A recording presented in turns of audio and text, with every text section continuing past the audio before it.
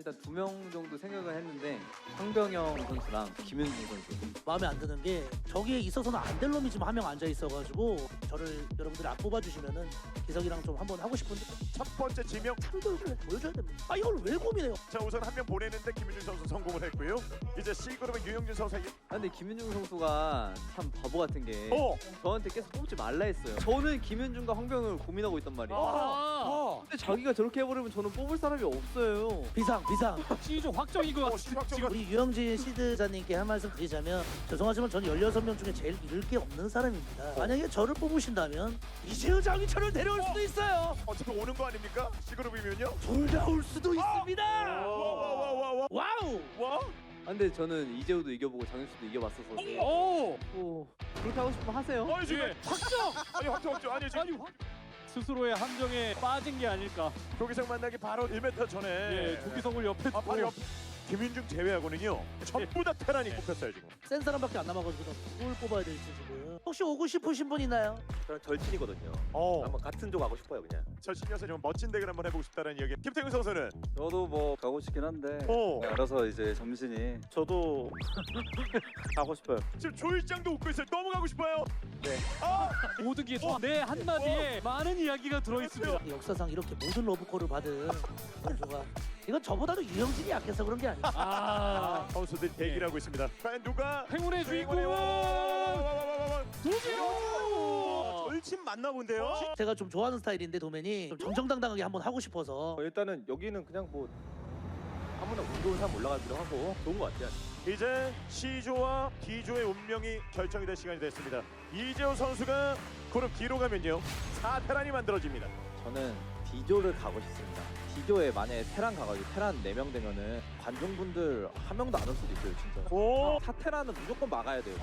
대회 흥행을 위해서. 오. 파테란조가 완성이 되면은 C조는 또 프로젝트가 3명이 돼버립니다. 하동전이 보기가 좋죠. 그런 약간 대승적 차원에서는 D조에 테란 넷이 들어가서 오. 확실하게 2명이 떨어지는 게 낫지 않나. 제가 못할 수도 있잖아요. 오. 저는 안 떨어지고 무조건 떨어뜨리겠습니다. 근데 제가 들어가면 확실한 2명 100%. 저 포함 테란이 떨어지는 거. 근데 여기는 확률상 100% 나올 수가 없어요. 와. 저는 푸프를 좀 싫어하긴 하거든요. 오. 오. 저는 솔직히 둘 다 똑같아요. 둘 다 저는 이길 수 있습니다. 우와. 저는 강자한테 강합니다.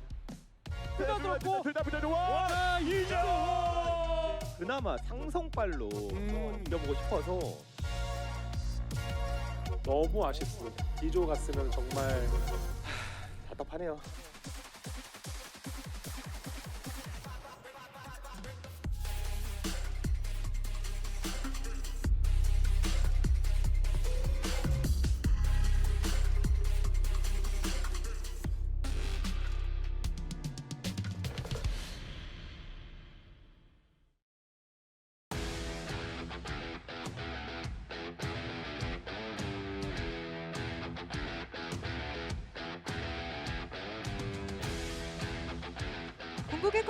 Hello and welcome to Group C of the round of 16 of ASL Season 17, brought to you by Well New Life Ultimate Custom Prestige Gaming Chairs.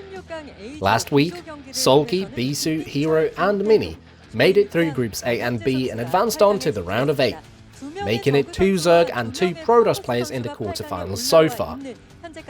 As we wonder which 2 of our Group C players will be joining that roster, well, let's have a word with today's competitors.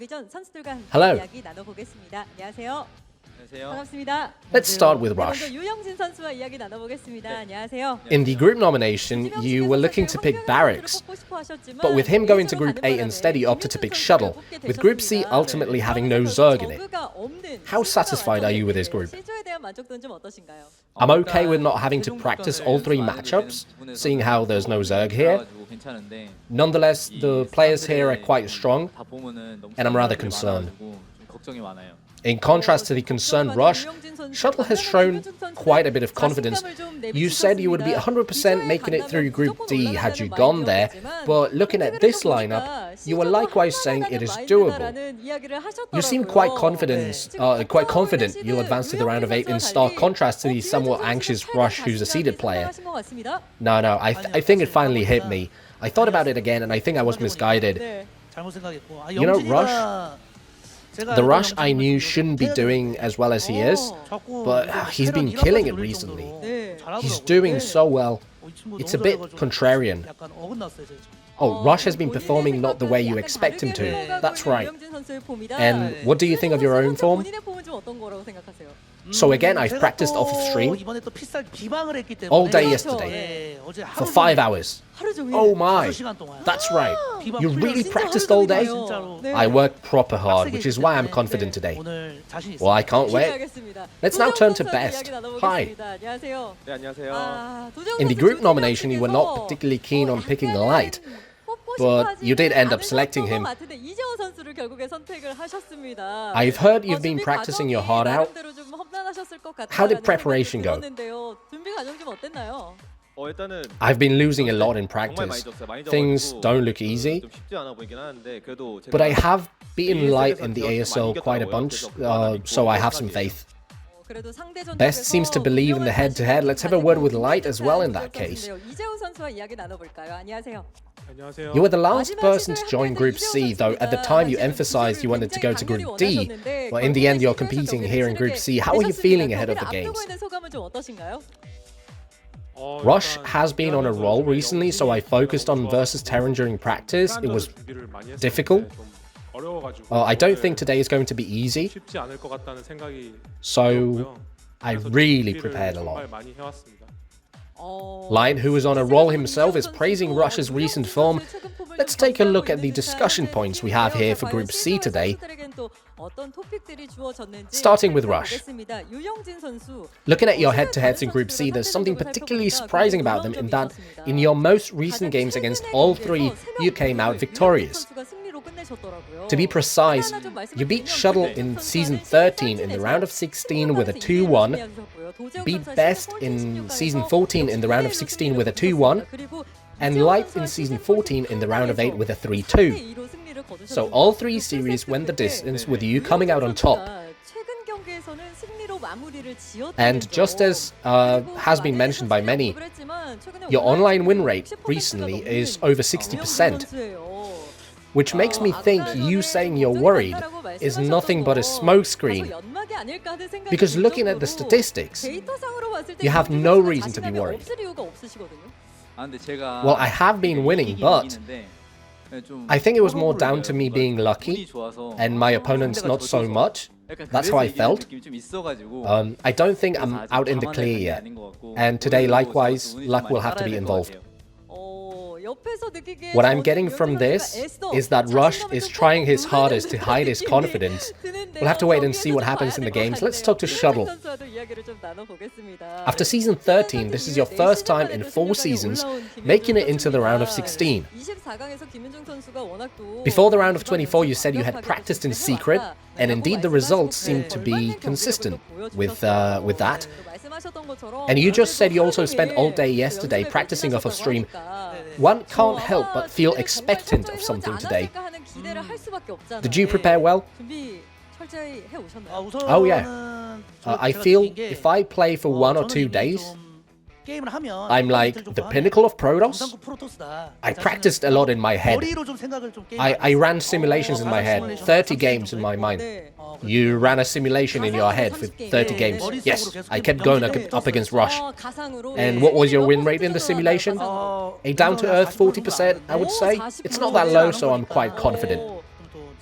And running these round of 16 simulations in your mind, which place did you end up advancing into the round of 8 through? I will advance in first place today, it seems. Oh, the simulation's complete then. Yes, I beat Rush, I then beat Best, and advanced in first. Your opponents are trying their hardest not to laugh. I wonder what that means. Let's turn to Best. Looking at your round of 16 head-to-heads, you've been Light to advance to the round of 8 twice. In the Elimination match in Season 10, and in the Winners match in Season 15. You're surely aware of the fact you're leading in the head-to-head against Light, and you've said you're confident. When you were preparing, did you come up with some lethal technique to take down Light? It didn't seem like it. He was so solid. I think I just took him down by playing with confidence.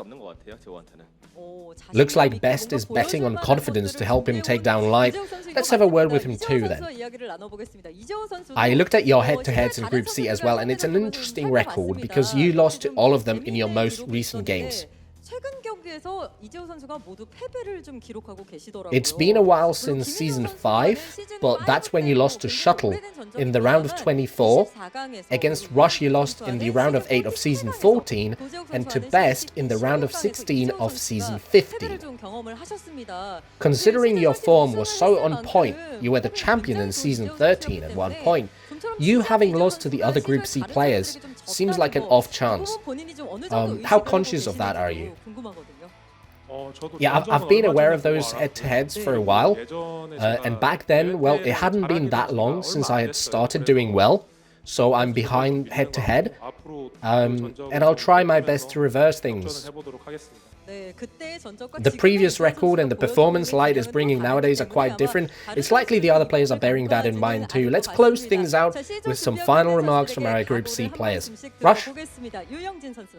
I really want to advance today, so one way or another, I will pierce through. Best? I think today's group is mad difficult, but as someone who survives difficult groups, I'll try and do that again today. Shuttle? So the head of C9 StarCraft University team, Terra, he asked me to say this. He's always considerate towards me, and so I've managed to get this far. I'm always thankful for his support, and big thanks to my colleagues who showed up today to cheer for me. I'll advance today. Light? As long as I manage to get through the round of 16 and advance to the quarterfinals, I have a good feeling about this season, and I think the finals are doable. I'll win here and advance. Looking forward. And that does it for our interview with the 4 players ahead of Group C. As we wonder who's going to join the round of 8, let's start Group C of the round of 16 of ASL Season 17.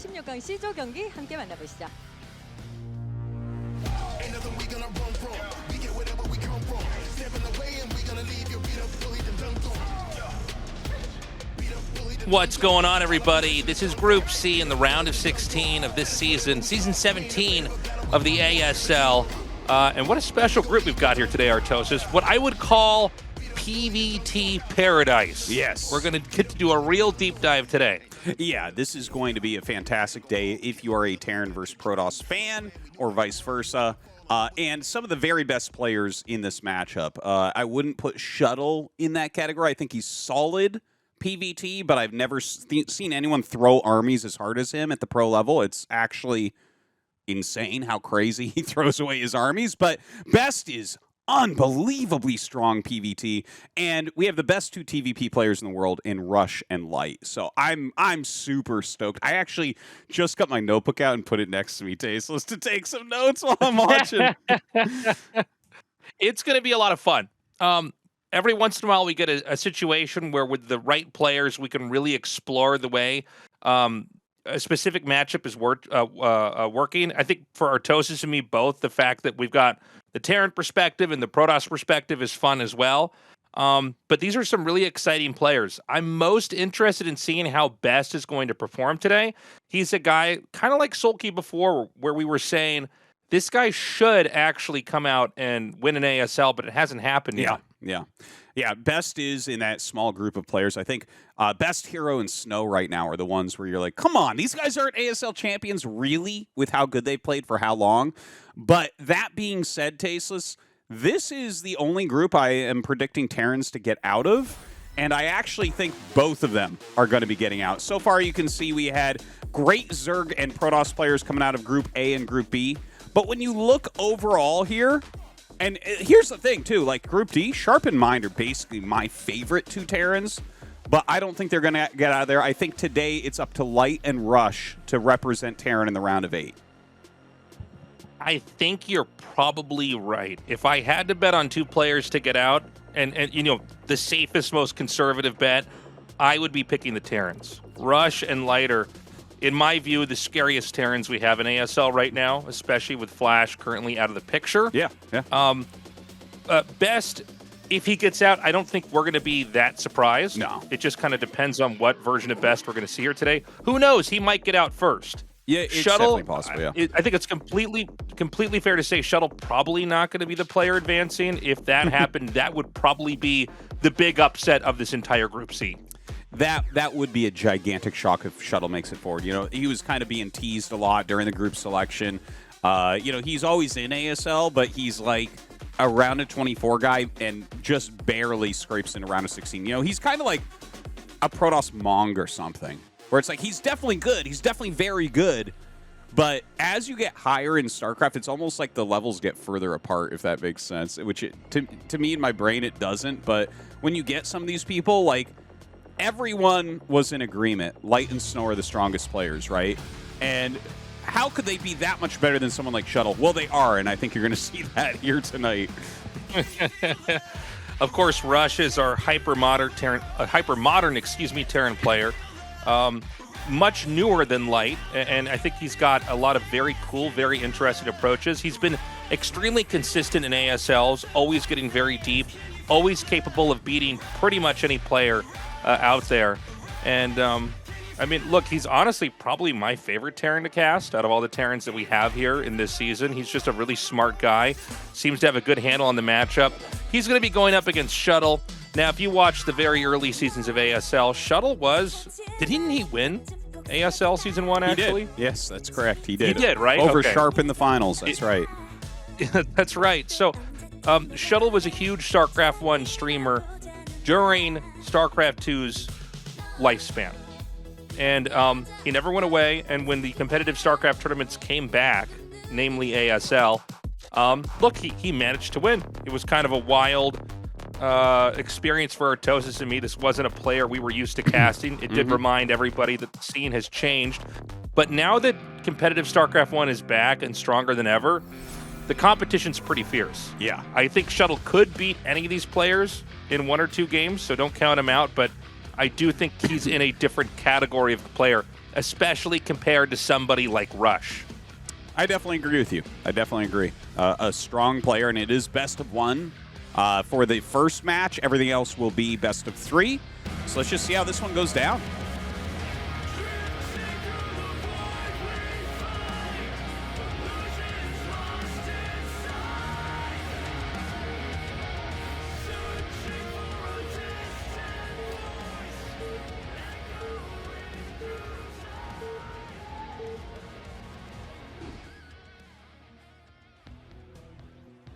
All right, we've got Rush here at 12 o'clock in the top center. In the very bottom right, in the yellow, is going to be Shuttle. This has proven to be a pretty cool map, PvT, the map Apocalypse. I don't think it's particularly unfair to any one player. There is a gas steal trick where you have a 1 in 2 chance to always steal the Terran's gas. Not all Protoss players take it, but it is something we do have to point out. And the only reason why you're so guaranteed to get a gas 50% of the time is that in 2 of the expansion locations, or sorry, 2 of the main base starting locations, the gas guys are points to the entrance.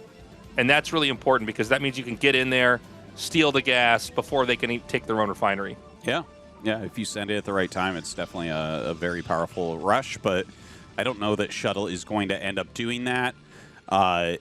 You know, I think overall Apocalypse, it's got some funny things about it. It's got some difficult things, some good things. Like, it's very easy as Terran to defend 3 bases, but very hard to stop things like shuttles, you know? Like shuttles coming into the base or, you know, possibly arbiters later on. It can be very tricky. You know, so far its balance has been, like, skewing towards Protoss beating Terran some, but it's not enough. Like, you know, this is a best of 1, and it's 1 map, and it's like, Rush, can you beat Shuttle 1 game on Apocalypse? Absolutely, I think. So I think we're going to see like a very standard build out of Rush. I think we'll see just a factory expansion type play. For me, I'm kind of watching how Shuttle opens, because I do think he opens like top level openers. Like, I feel like he always gets himself into a really reasonable position against Pro Terrans, but then will like find the smallest part of the map and attack his whole army through it. Yeah, he does seem to struggle with the army application part of the matchup. Yeah. Like, he's got everything he needed, needs to have, but doesn't quite know how to use it. And it is kind of tricky when you go up against really good macro Terrans, in that like they're very good at defending and shutting stuff down. So you really can't afford to attack in and overextend, especially in the first fight. Assuming that it's like a game where there wasn't that much activity early on. So hopefully he's improved that. It is tricky. It's one of the harder things, I think, to learn in the matchup. With Shuttle in this game, he actually hasn't scouted at all, which is interesting. This is really the opposite of what we were talking about at the start of this game. You know, players like Mini, as an example, love to go do the gas steal or do something kind of crazy and cheesy. In this build order, and this is a little bit of an older way to play, old as in like early ASL seasons old, not like pre-StarCraft 2 or anything like that. But basically just not scouting until you have your first Dragoon or Zealot, and then sending that out across the map. And obviously you don't know if they went for a quick command center or even command center first. It could be harder to tell if they're going to go for a 2-factory. But because you have the extra probe, you get everything out a little bit quicker. So it's a little bit of a different way to play. It's definitely a style I wouldn't recommend for people trying to learn the game. I feel like players always do a little bit better when they scout. But it is a good way to play the game nonetheless, just a different approach. Yeah, I actually like the build order choice for Shuttle specifically against Rush, right? Like if this was like Snow playing against a Terran, like there might be 2 barracks in the center, right? Someone might do something absolutely insane against you to try to pick up that win. But because of what we've been talking about, how Rush is kind of perceived to be stronger than Shuttle, the fact that Shuttle just does like, this is like a mildly greedy build, right? With just no scouting, and you're like, yeah, I'll get Dragoon range 1 Dragoon in my Nexus quickly. And he follows up with like a quick Robo and everything. Very good stuff. Everything's timed out well, and I don't think that Shuttle's under any sort of danger because Rush wouldn't take that type of risk against a player like Shuttle. Yeah, I think you're right about that. I think it's a smart opening for both sides here. Nothing dramatic occurring early on. And so we're going to have the Robo and the second gateway come down here. I would not be surprised if there's not a third gateway and we just go into some kind of Observer Shuttle Reaver play. This is pretty much the standard PvT style right now. We don't know if it would necessarily be Carriers later or Templars with Storm or maybe even Arbiter, but right now it does seem like the mid-game in PvT, if there's nothing crazy, cheesy happening, it does seem to lean in a very specific direction. Either Shuttle Reaver before third base or Shuttle Reaver after. Yeah, exactly. Now, Rush is coming out with his first Siege Tank and 4 Marines. This is super meta right now. Everyone is doing this early push, and it's just kind of a poke to see what's going on. Like, okay, are you taking a base? Are you being greedy? A lot of people wall with the observatory and stuff like that, so sometimes you can actually kill a building. Sometimes you get some goons. See, he's laying those mines, and great micro there from Shuttle. And in fact, he did wall with that observatory. So, you know, he's going to be able to see basically that like his opponent is going for quick observer, which means you can slow down like turret timings, things like that. And he's actually got some really well-placed mines here. So, you know, that's basically what the opening does, what we just saw there, right? He pokes across, gets information, and then can just continue on with his build. And so we're going to have that third base come down before the third gateway. I think this is a great way to play. If you don't sense any kind of 2-factory rush, some kind of an attack happening early on, and there's not really. Oh, well, actually, there might be. Hold on. He's getting another upgrade here at the factory. But if it's not something crazy coming at you, get that third base up, play it safe. We don't have confirmation that there's Reaver Tech here. And the truth is, he doesn't have to go Reaver Tech. That's just the most common way to play. But yeah, this is a very textbook PvT so far. Yeah, I do actually want to see the Reaver from him. I think it is the best way to play. And in fact, Rush is following this up with a secondary attack that should be Vulture speed. And I think it just finished up. So a very good follow-up to that 1-tank pressure is he's going to walk out with the 3 tanks. He's going to walk out with a bunch of speed vultures as well. And because he got out there and kind of figured out what was going on, he's not really afraid of anything right now, right? Like, there is no Reaver because it was an observer-first opener. And this is like very well executed from Rush. I love what we're seeing here. And look at this. He comes up with those vultures. He's going to block one of those ramps and kind of force these Dragoons to the side. Now, one issue for Protoss is this rush on this map is really good in general because there's not a lot of locations to hide behind. you're kind of fighting in a big open field. If you do get, these two vultures get in here, I was going to say, it's tough to cover everything, and a lot of times run-bys do happen. If you ever see this attack come out on this map, you've got to make sure that you block off the point of entry here. He's going to try to get that vulture in the back there and then come down here and attack in the front. He's going to siege up, and a lot of these Dragoons don't even have shields. Dude, what a great push here from Rush. This is really rough, and this is one of the reasons why it's really good to go into Reaver. If he gets that Reaver out, he may be able to still kind of break this, utilize the shuttle some, but even a turret going down. Look at this, multiple vultures running into the natural, laying mines, trying to get some damage as well. Shuttle in a lot of trouble right now. Yeah, he's taking quite a beating here. He does manage to drop that Reaver. That's going to take out one vulture. The other one will fall shortly after that, but this foothold that we have set up over here, this is not always that easy to break into. It seems like Rush did hemorrhage one vulture back there. I think the best way for Protoss to beat this is to try to bait out siege tank shots, then drop a Reaver in range of the tank, fire, kill it, and try to shave it down. But right now, I don't know if it's going to happen. It seems like Shuttle wants to try to get behind this push so we can cut off reinforcing units, but this Nexus is almost a half HP.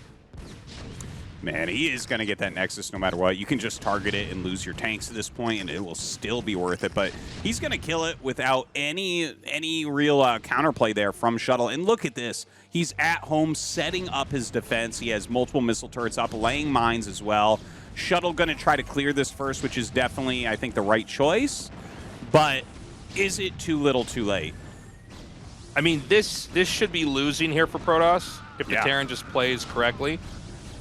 It's totally fine for Terran to lose the tanks and the turrets and everything just to keep Protoss off of a third base. You still have to try to take out all these mines, move the turrets out of the way, get a probe up here, start that Nexus. And I think behind this, Rush might even be able to just do a 2-base all-in. It's not just that the Nexus was killed off, it's also that we have all these probes in the top right that weren't mining. Yeah. In some games where you lose the third base, you can evacuate the workers and they're mining at your main or your natural, but here it's like you just never had them at all. I tell you, this is it is a tough position, and he is going for a lot of factories here, as we can see. He's going up to 6 factories. Now, he may just go ahead and attack with the 6 factories. I actually think it's okay as well for him to take a third base here, because don't forget, he did lose a lot of units there, right? He killed a few units, but if you look at these supplies overall, you can see Shuttle still actually has like a pretty high supply here, and realistically, if you look at like what the comeback mechanisms are for Protoss, I think that Shuttle's best course of action is just 100% consistent unit production to try to break a push that comes up. So, yeah, I'm just saying I feel like it might even be better to take a third base and go towards a max push here for Rush. I don't know, man. I think that I almost feel like the 2-base push is a little bit scarier here. The thing is, there's a point where if they're this behind, the Reaver is, I mean, it can, you know, a Reaver is a Reaver, right? It can still do crazy stuff, but I feel like it's such an easier way for the game to go to just try to flatten the Protoss. Oh, but, it's certainly easier. I definitely do agree with that assessment. I'm just saying, like, I feel like the only way for Shuttle to win this game is Rush to attack and lose this army. I think that's the only thing that can make Rush lose. You're going to have probably better than Snow's micro to hold this stuff off. I mean, it's going to be really tough. We've seen players actually shut this down, but I mean, this is really tricky. You know, it's just Dragoons and Reavers, and when it's just Dragoons and Reavers versus a Terran composition that's this big, you really need like the greatest Scarab shot connections the world has ever seen. Well, and that's a start. Yeah, he gets a few good ones here. Definitely his Reavers are doing all right, but a really excellent siege there. And a perfect scan from Rush as well. Really understanding what Shuttle needs to be doing. More and more gateways are coming up. He does have legs on the way right now, which is incredibly important. But Rush's push might be a little bit too fast here for Shuttle to break through. Yeah, Dragoons alone are not going to cut this. I think this is probably the final moments of this game. You can see Shuttle's trying to edge in and kill off the tanks in the front. There's still 5 tanks in the back here. Overall, you know, and again, this isn't wrong, but it's undeniable. Shuttle looked like he was playing a game from years ago. you know, not even appreciating that a lot of Terrans like to rush on this map. It can be very tough to deal with. He just sort of took the risk, and look, the Reaver didn't quite get there in time. It was, well, hold on, he's going to try to, never mind. Sorry, I'm interrupting myself here. I thought he was going to try to do that final dive in. Yeah, you know, I mean, I think it gave Rush a real opportunity, and Rush ran with it. Yeah, it was actually a really awesome build from Rush. Like, it's a little bit new what he did. He combined like the last meta with the current meta, with the you know, the 2 factory from the last meta, but he opened with that 1 factory poke to get confirmation he could do the 2 factory push, and it was actually awesome. Like, I've already written that down. I'll be trying that tonight on the ladder. But yeah, the follow up push, Rush just did it so quickly. If he was any slower, like if you get Zealot legs and you still have your high ground, you'll break the push. And Rush just got up there so fast. He just leapfrogged over and over. You see Shuttle gonna try for a break here, but it's just too choked up in this area. Yeah, in fact, you can see the Zealots aren't even pathing their way up there correctly because it's such a tight wall off with the 3 Goliaths in the tank earlier. GG, very dominant performance from Rush. We expected a win. We got it. Shuttle, you know, he didn't look maybe as up to date. And again, everybody, I'm not saying you have to play exactly to the current meta, but it did just seem like he played it a more passive game on a map that a lot of Terran players like to attack on. And that's exactly what happened. If you get that high ground position, it's like pretty much unbreakable. So really well done there by Rush. Loved his play, loved the style that he brought to that. And Shuttle, you know, drops the losers match, but you know, we've been talking about it. This is kind of what we expected. This is a tough group for him. Yeah. And coming up next, we're going to be having Light coming up here against Best. That should be a lot of fun. I cannot wait to see who comes out there. And from there, it's either 2 mirror matchups or it's non-stop TVP. We'll be right back.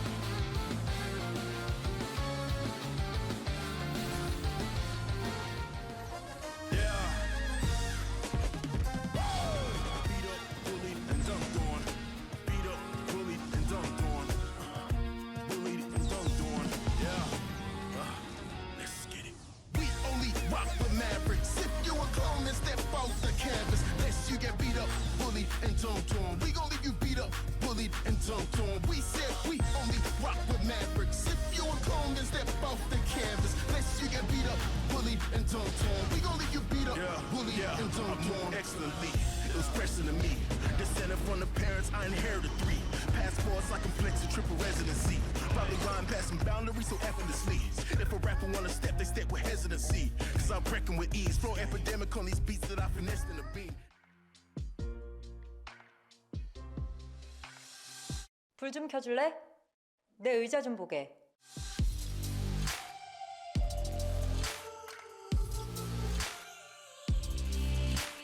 오늘 내 기분 컬러로 말할게.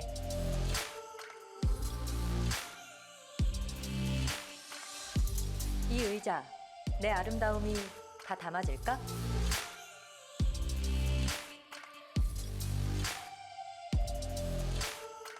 하루만 네 의자에 메시가 되고 싶어.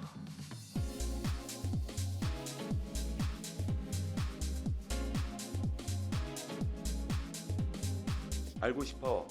너의 커스텀 값.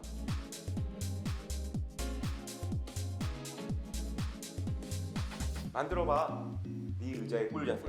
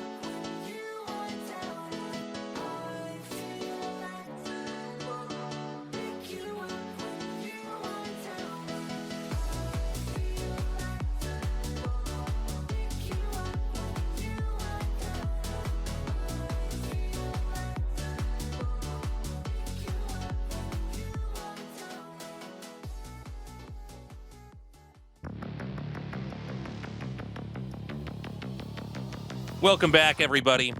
This is a sick match we got coming up here. I am really excited to see these two duke it out. Again, Best could take it. He absolutely is capable of beating Light. I think Light takes a lot of the oxygen out of the room. Yeah. As far as Terran players go, especially now that Flash is not in this ASL or the last couple. And you know, when it comes to Best and Protoss, I think you have Mini and Snow so dominant. It's easy to forget about Best if you had to pick one or two Protosses.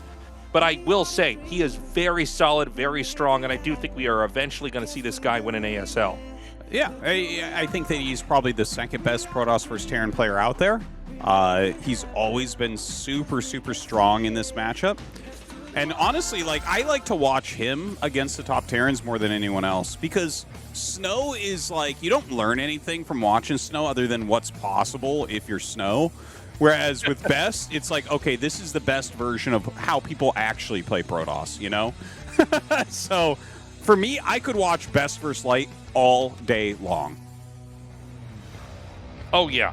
And weirdly enough, Best seems to perform worse in these live tournaments like ASL compared to a lot of his online matches. If you were to look at his online matches in the last, let's say, 2 or 3 years, he looks like he is, at times, the best Protoss. But for whatever reason, the StarLeague formats don't work well to him. So we're going to see how he performs this time around here. It's going to be on Apocalypse. I'm curious to see how Light and Best here are going to open up and how different this should look from the match we just saw with Shuttle and Rush. We're ready to go into game number 1 with these two. Actually, the only game, I guess, is best of 1. Let's go.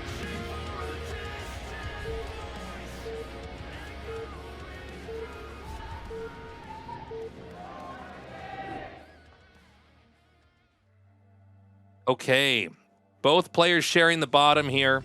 Light in the lower left, Best in the lower right. Leaving only 12 o'clock is the main that, assuming this game goes on long enough, Protoss will eventually have to expand to. Before we get too far in this game, as we do for every ASL recording, we want to encourage you guys to go to the Patreon. That's patreon.com/ASL English. If you want to support us, this is the best way to do it. You'll also get access to the little podcast we record before every episode of ASL. Yeah, much better one this week, so try to check that out. So, Best versus Light. Yeah, like, the thing is, it shows, I guess, the caliber of some of these players that Best was a third-round pickup, right? It's just like, they're so strong. Like, Best is someone that we think should win an ASL, but, like, still even above that. Light only has one ASL, okay?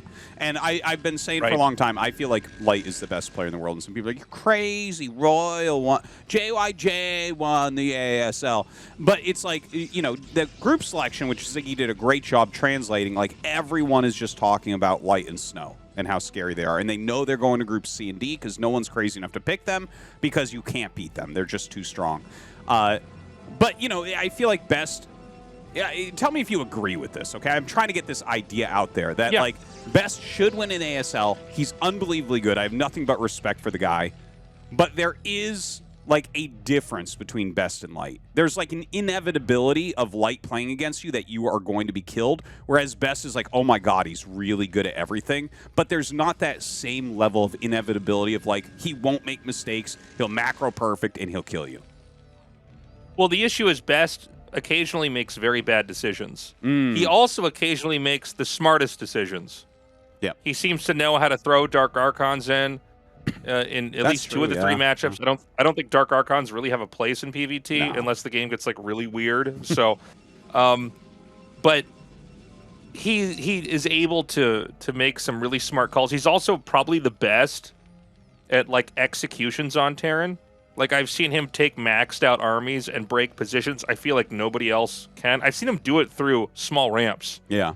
Like uphill. Dark Origin, like, man. Okay. I've seen that, yeah. Yeah. Yeah, where it's just like it's kind of unbelievable he's able to do it. I think some players might say that's not the best way to play, but he is probably the best in the whole world. Him and then maybe Bisu right after him. The problem is I think he's not as good at a series. He's not as good at the same kind of weekly prep a lot of other players come into with. Yeah. Where I think Light is very refined. It's important to remember that the StarLeague format, which is basically the golden format for RTS, is challenging in a way that other tournaments are not. You know, I think especially if you come from StarCraft 2, obviously GSL is the same thing as like an ASL as far as StarLeague format goes, but all other tournaments are these big marathons that happen over a weekend or even a week, where, you know, there's so many games happening at once, and it takes a lot of stamina, and you have to be really in great shape and kind of understand the game within that moment. But these formats allow the players to study each other, to try to counter each other. It's why having builds that you bring out against weaker players that you might not ever use otherwise is handy, because you can kind of discard it. It's like a red herring as far as other players' preps go. And there are players that are better than this at this than others. I think Flash is obviously a great example, but there's a couple other players up there as well. And it just seems like Best has not mapped onto that format as well as some other players. That's really good analysis, and I want to talk about these builds in one second, but I want to back up what you said, because if you look at a couple of his losses, like for instance the round of 8 against Mini, where like Mini just was like making Zealots and killing him, and Best kept on losing the same stuff, or like that round against Mind, I thought he might win that season, and then against Mind he did like this same exact strategy 5 times in a row. And it's like, yes, Mind figured it out, man. Like, you're probably actually better at this matchup, but like, you can't just only do that. You have to bring other stuff. So it definitely goes towards what you were saying there about the lack of prep in that way.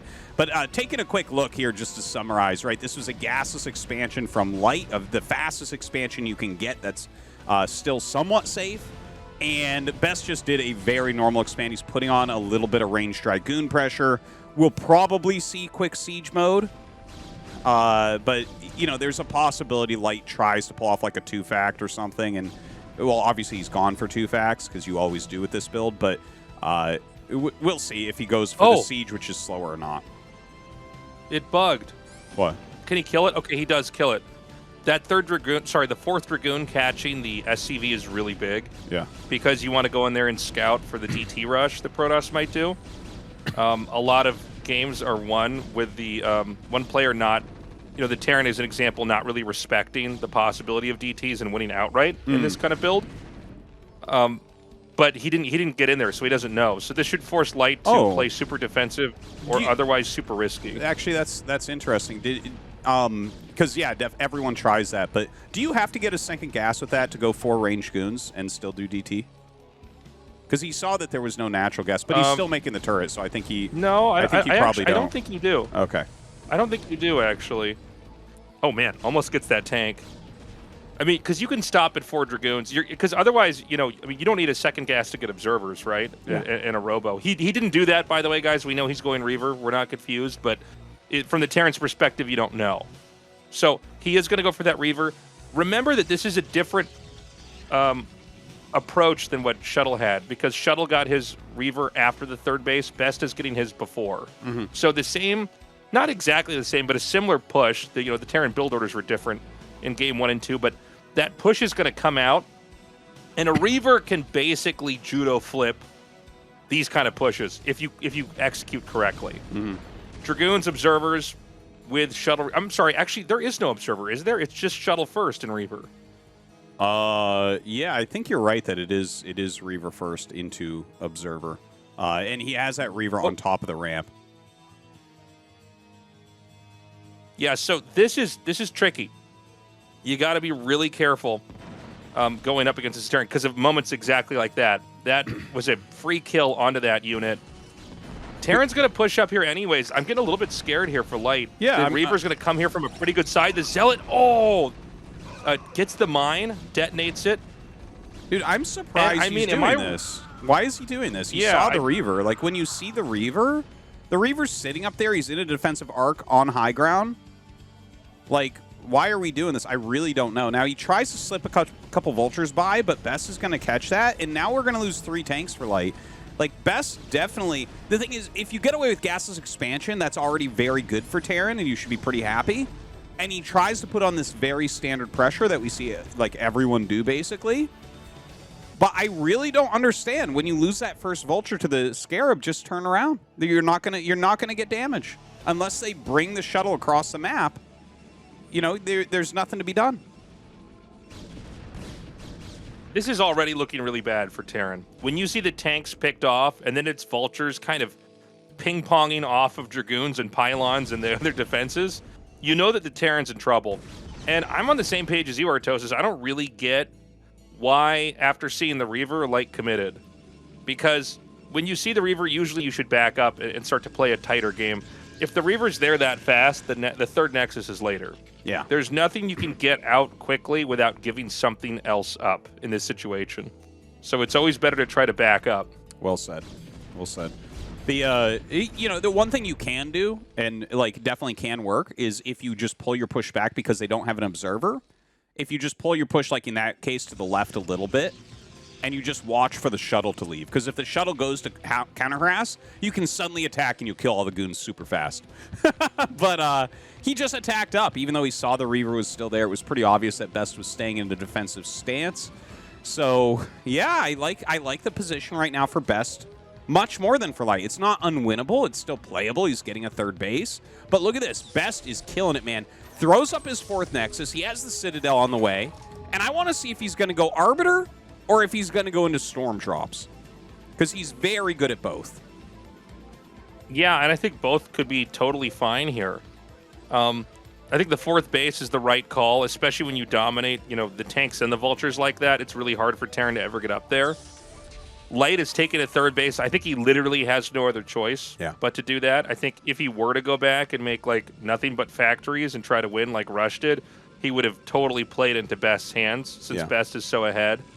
We don't have Templar tech out at all. Yeah, right? Dude, he's getting in touch with his inner Protoss, man. He's going into Gateway, man. Like, he's just going to mass up and have, like, he'll attack at, like, 160, 170 supply against, like, a 120, 130 Terran, I think. You know, it's so funny. I'm still not, because like some of the, I guess what we'd say, like as Mini or Snow tend to not play like this. It's a little bit more technical, but you can do this. You just make gateways and basically go for that bust. And we were talking about the fact that Best is probably the strongest with busting Terrans out of anybody in the whole world. Yeah, he's got such quick macro. Like, there is a difference between Best and a lot of the other top Protosses with how quickly they get their units out. And Best is super, super good at nailing that. Now, this is a bit of a mistake. Like, he's laying mines and running around with the vultures, and he's going to lose his barracks because of it. So that's going to be annoying, because I think he probably doesn't have the factory count that he wants right now. Yeah. Dude, oh, okay, he just started to. Oh, thank God. Because if you're stuck on 5 factories for another minute before you can start any, that's really bad against this type of bust style. Now, if he doesn't bust correctly, it could be disastrous. The problem is I just don't know a world where it's not going to go well for Best. He's just so good at this style of play. We're almost at Best maxing out, by the way. This is what happens if you stop making Dragoons somewhere between, like, 12 and just only make Zealots. And you just parade the Zealots right up through the tanks in siege mode, past, through mines, through turrets, And sometimes you completely obliterate the Terran's position. And behind that, the Dragoons can come in and force the command center to pick up. And it's really tough to deal with. This is an older way to play, but it's really good. And I think Best, again, is probably the best at it. And throwing Vultures out like this, I don't blame Light for doing it, but he will have less Vultures to actually fight the Zealots when the time comes. Yeah, but if he gets a fair amount of probes and he's picking off a few Zealots as well, then if you add that to holding this push, then suddenly you're like, okay, the position is becoming more and more playable here. Now, the one thing he needs to do is spread everything in siege a bit more. You can see he's already built a partial depot wall. He's clearing things. He's laying mines. Look at how many depots he has in front. Like, he is completely aware of the type of way that Best is playing. But Best does not have to attack. And look at this. It's 180 against 130. So, like, that's a pretty big supply difference right now. That is a scary, scary army from Best. But, you know, with this much defense, Light will live through it if he gets attacked. The depot wall is, I think, just by far the best part of this. With the mines, sometimes the Zealots will get so bunched up that the Spider Mines will wipe them out, and there will be enough tanks in the back. But I don't know, man. You know, it's always hard for me to call if Best is going to pull the bust off or not. There's so many times I watch with my jaw dropped. Yeah. As he just tears through a position that I thought was impregnable. I'll tell you, if he attacks here, this is how you throw away like a huge advantage. He's going up to 5 base. Sit in an arc, okay? Sit in an arc and punish if he comes up. If he attacks, like, he loses his advantage. Like, Light may even have a counterattack at that point. So I really want to see Best sit back and just make nexuses. Like, honestly, I think he can make another one as well. Like, he made his 5th, but I think because of this position, he can go for his 6th, and he's good. The problem if he doesn't attack, though, is that you just have Zealots. You do have a lot of Zealots. Get more technical units. You need to get stuff that's basically better than Zealots. So it's a weird... I almost feel like you...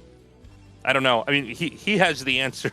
No, he does this more than anybody else. But, I mean, yeah, I feel like it's a damned if you do, damned if you don't. Light has certainly positioned himself to where I don't think Protoss can get in. I mean, look at the tank spread. Yeah. No, you can't get in there. You can't. I don't care how good you are. You can't. You're not going to break that. It's a perfect setup, and Best is definitely right to sit back. I know that his army doesn't scale perfectly, but he's utilizing that extra mineral bank because he's already basically at max to get gates up at 12 o'clock, and I think that is like this is the. I feel like they're both playing immaculately right now. We saw Light with the early mistake with that weird push against the Reaver, and Best got ahead because of that, and I feel like the way it's played out, this is like really reasonable from both players. Like, Best was going to go for a kill, Light defended too well. Now Best is like, okay, we expand again, add more gates.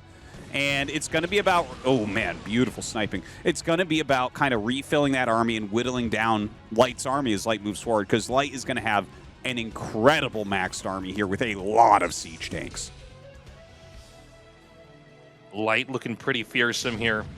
This is maybe the scariest moment for Protoss, because you were right, Artosis, by the way. He did not go for that bust, but now Terran is looking really scary.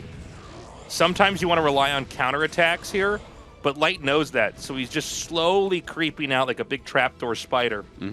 If Protoss overextends, he loses, but if the Protoss tries to do a run-by too quickly, you just the Terran could turn around, and then you're trapped in there, and you lose that fight as well. So it looks like right now Best's idea is to go double Stargate Arbiter. I think he's just going to start recalling and try to whittle him down like that. But I feel like Light is perfectly situated to punish that, right? Like, the thing that can go wrong with recalls is if you do a recall wrong and your opponent does a really strong counterattack, that's pretty hard for Protoss to end up stopping. You just don't kind of have the army quality. But he does have Psystorm already, so he has like some tools here. And in fact, look at this. Chasing the ARBs. He gets one. That's huge. That's huge. Big EMP. That is sick. He knew exactly when the Arbiter was going to come in. He just goes in there and boops it down. No more energy. And again, this is the Achilles heel of the Arbiter, is that if you just shoot down the energy, there's no recourse for Protoss. It's not a very good unit. You just have to wait even longer. Yeah. Without its spells, man, it just cloaks, and that's not that big an issue. Well, right now, he's starting to move forward, right? I think we have 4 High Templars in that shuttle, so there is some Psystorm. But if Light just pushes like a mixture of quickly but spread, Best's army is not of the highest quality right now to break it. Oh my god, he got the shuttle taste. I mean, oh god. I'm starting to think that there's no way for, well, I shouldn't say, never say never in this position PvT, but this is looking really bad here for Best. The only thing that Best has going for him is he has gateways in the other main. If there's gateways in the other main, the Terran can never truly surround you. But also, the 4th base that Terran took, Protoss can't get to. Yeah. The way this map is shaped, you can't actually attack that, which is a problem. Dude, that is many tanks, yes? Oh my god. That is like unbelievable tank macro here. He's got 2-2 upgrades as well. Oh. Now here comes a flank. Hold on. Best with some very good size storms. The flank is strong, but as the Zealots die, he has to back up. These Dragoons will evaporate in a matter of seconds. Man only has tanks. There's 1 Vulture. 2 Vultures here, like they're hero units or something. Oh my god. He's using tanks to cover for his other tanks. By the way, tank is just a better unit than a Zealot or a Dragoon. So when you see this many, especially when they get sieged up, it's like really hard to ever engage, especially without spells. Yeah. So now, oh no, go ahead, Artosis. No, I was just gonna say, like, he has so many of them, and like the beginning of that engagement was really good from Best. But when you when your Zealots dry up, your Dragoons have to run. Like, tanks in siege mode destroy Dragoons so badly, it's silly. Especially at this stage of the game. So I feel like Best is being a little bit wasteful. He has a gigantic bank here, though. You know, imagine if he had 30 Zealots swarming in right now. Obviously, that's unreasonable, but like he needs to break this somehow. He still has a lot of bases, maybe a small chance of still taking this, but Light has taken a 4th behind this and looks just unstoppable. You know, the stasis, I think, was a really bad sign. That's the valuable resource you have. You kind of stasis the army. He's going to recall here. Let's see if it's the Dragoons in the 2nd base or it's just the Zealots that are in his main. Because Zealots, when you recall them, if it's just Zealots, yeah, they're not that great. He will force us to lift off. But, you know, these Zealots are now marooned on the map. They don't have any real way to fight. You know, Zealots and Dragoons are so much better than just Dragoons or just Zealots. So this base is wiped out. Arbiter Tech is under threat as well. I actually didn't realize his... the Arbiter Tribunal was hidden over there. Yeah. That's a really unfortunate spot to have it pushed into. Gas is pretty... you know, you just don't have a whole lot of it. But look, Light is on 3 bases right now. That 3rd base is going to mine out pretty quickly here. Oh, yeah, getting this 4th as well, a beautiful push from Light. I think you probably don't dive on the main. I think you keep a bit of a containment there and just kind of set up and make sure that Best moving around the map with this littler group isn't going to do anything to you. This, like, an amazing game from Light, right? Because he really did kind of bungle the beginning, which is not something that we normally see from him. Best really did have the advantage, but Light played just about perfectly after that. Oh, Artosis, this recall. Ooh. Oh my god, he gets 1 in. I guess was the other one a hallucinate? I thought he had 2 there for a second. I think he's clearing turrets and then bringing it in. Oh, okay. Okay, so this is in the main now. Keep in mind, the Terran is so far from home. Another huge recall. Okay, no, it's not. Yeah. It's actually a medium, it's a small recall. Yeah. It's like a small Diet Coke of recalls, if I could classify it. But it's going to start to shred up the main. The supplies the supply block is getting crazy here. Best is not mining gas right now. So that's a little bit of an issue. He only has his main geyser that's actually like dried up. So he needs to take those other geysers. He's going to be on only Zealots, which becomes a lot easier to play against. Some good size storms, a pretty reasonable engagement. Okay, going to pull those goons back. That's nice. And you know what? Like, the recalls actually have done well. Look at this. He's at 140 of 98. It is actually really hard on modern maps to rebuild your supply depots. It's actually incredibly hard. Like, you need so many of them. They need to be laid out perfectly, and you're kind of frantically doing a lot of stuff here. So Light is going to be supply block for a while. I feel like Best, maybe, if he can break this push, it's going to take a bit before Light can get a big army again because he's so supply capped. Yeah, the supply cap is kind of an unusual situation in that it's so hard to recover from. The small counterattack at the 4th base is going to put Terran on 3 bases again. You know, the Psy Storms that are blanketing this, there's no SCVs to repair this here. So I think this attack's going to get cleaned up. Dude, I think I can't believe this. I think Best might be able to win this game. He's got to be very careful. I wish we would get a shot of that 3rd base, because that would be, you know, then we'd know where economically okay, here we go. I see the mouse go over it. Observer. Ooh. Okay, it's pretty bad. Well, luckily he is taking this other base, this 5th base location. Definitely needs to send more units. His Best is starting to attack it. This is a wild game right now. Like, this is really back and forth. Best was winning, then Light was winning, then Best with the 2 miracle recalls. Just insane. Now, Light has made his depots, but he's out of money for the most part. So is Best, though. Like, Best's economy's not doing that well. The one thing I think is that Light is being denied from that 4th base location, right? There's still a lot of units in there. So he's going to be mining from, like, 2 bases barely, and it's going to fall to 1 quickly. Oh, this is funny. What? Recalled 2 or 3 more Arbiters? What? Wait, hold on. What? Hold on.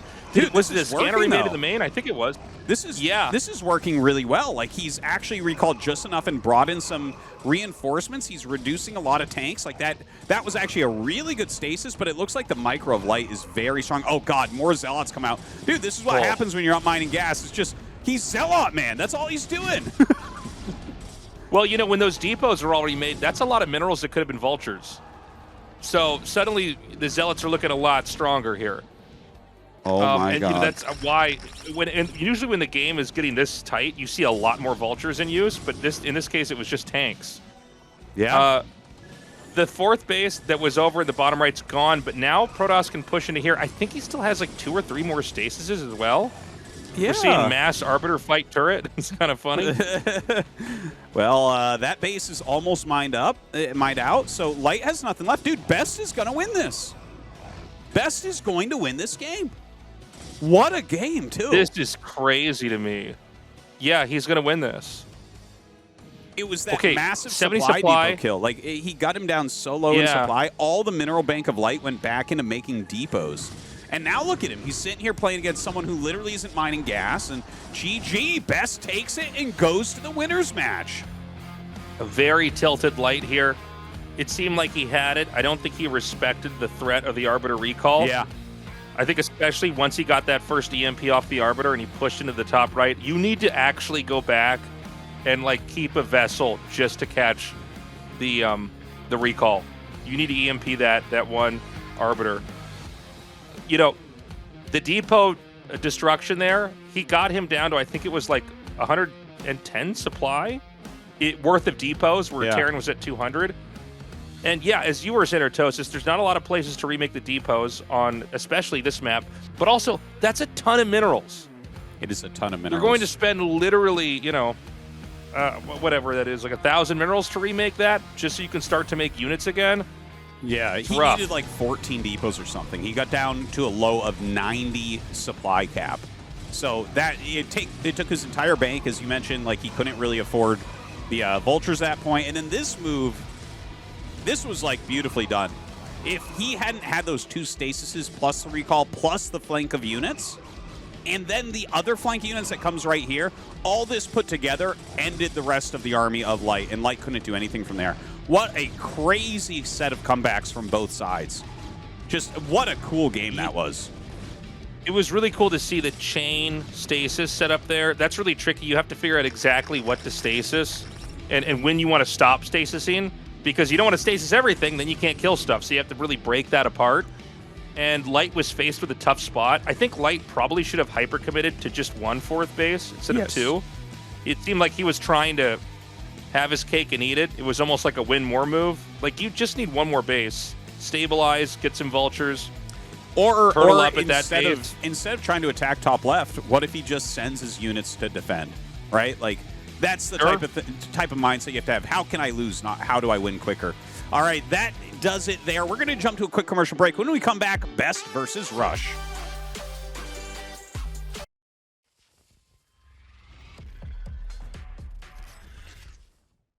자, 끝장 토론 김윤중 선수와 황병영 선수를 모셨습니다. 오자마자 캔디를 하나씩 드시면서 편안하게 시작을 하시려는 두 분인데 일단 주제는 ASL 딱 한 번의 우승, 나머지 모조리 예선 탈락 대 ASL 전 시즌 준우승입니다. 자, 일단 황병영 선수는 한 번의 우승, 김윤중 선수는 모든 시즌 준우승을 선택하셨습니다.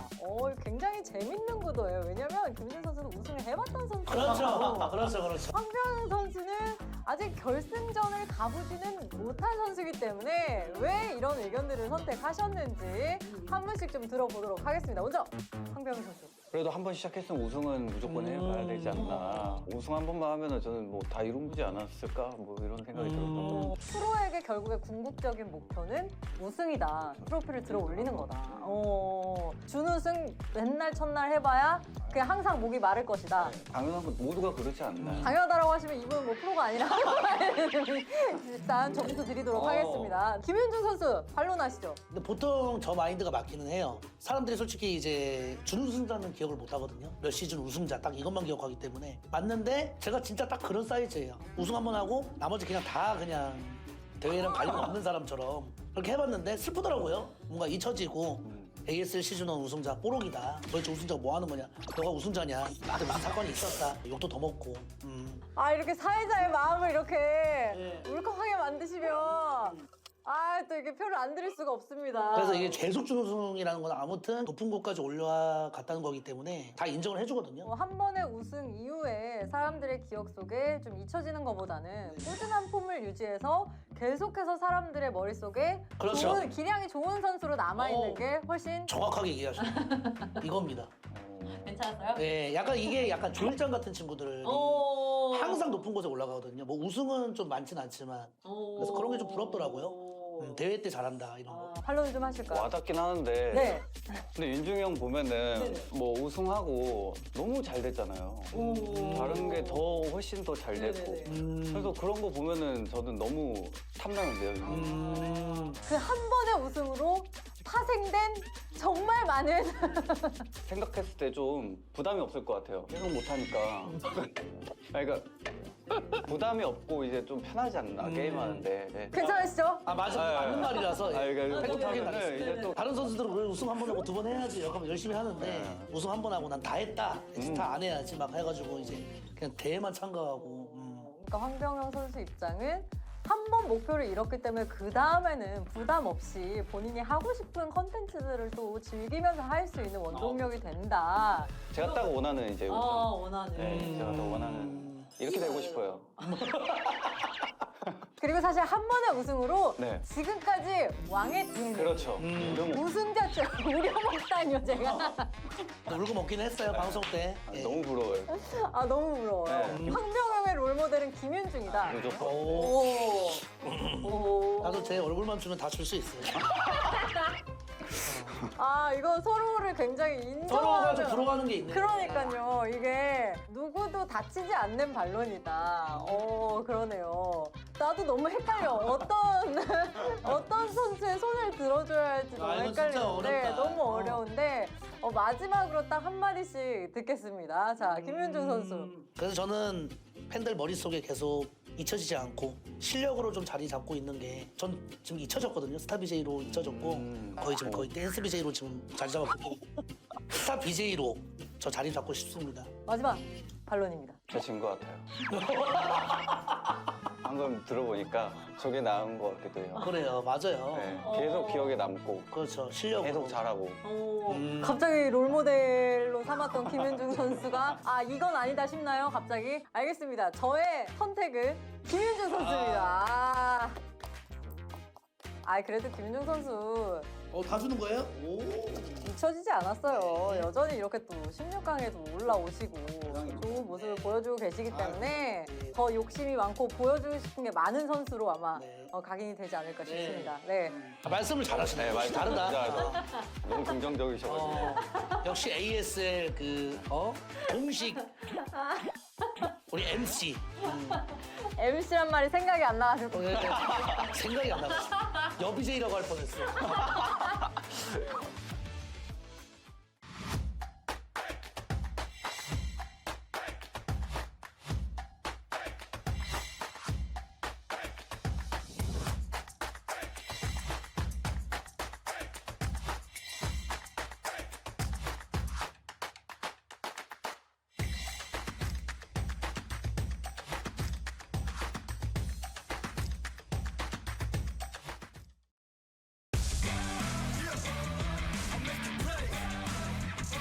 PVT all night, Artosis.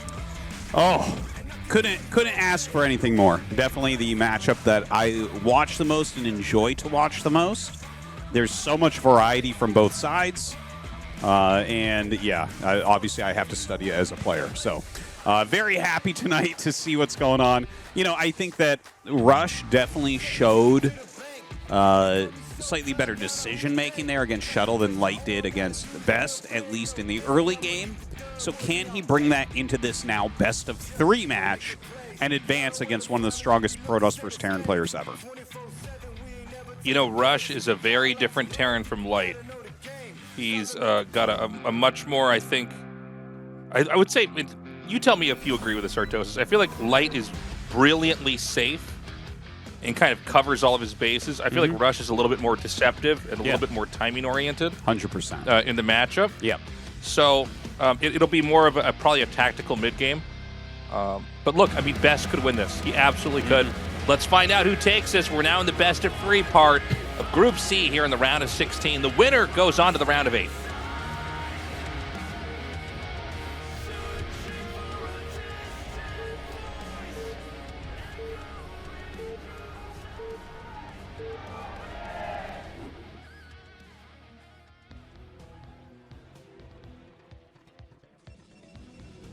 Okay, it's going to be Best here in the bottom, Rush in the top. And, you know, PVT on this map, it doesn't generally... Well, it's not generally possible to have really long games on this map, I feel like. I feel like things have to be decided. Would you agree? Yeah. There's just... You'd have to make so many mistakes for this to go to, like, a mined-out map. It would be insane. There's no real way to split it. There's too many angles that can be abused in various ways by both sides. So, yeah, I feel like this map normally gets decided really, really, really quickly. You know, whether it's through a rush or someone bungles when they're trying to maintain a big advantage. Oh, yeah. He is a Terran player. Oh, look at anything. This. Oh! That was great perfect. Shirt. And they can. They can, Tasteless. They can lose everything that they have and get everything sniped down and lose the energy on their first Arbiter and then just recall twice and win the game against the best player in the world. Fucking crazy, Tasteless. This T-shirt is radicalized Artosis in this cast. It just made me remember who I really am, Tasteless.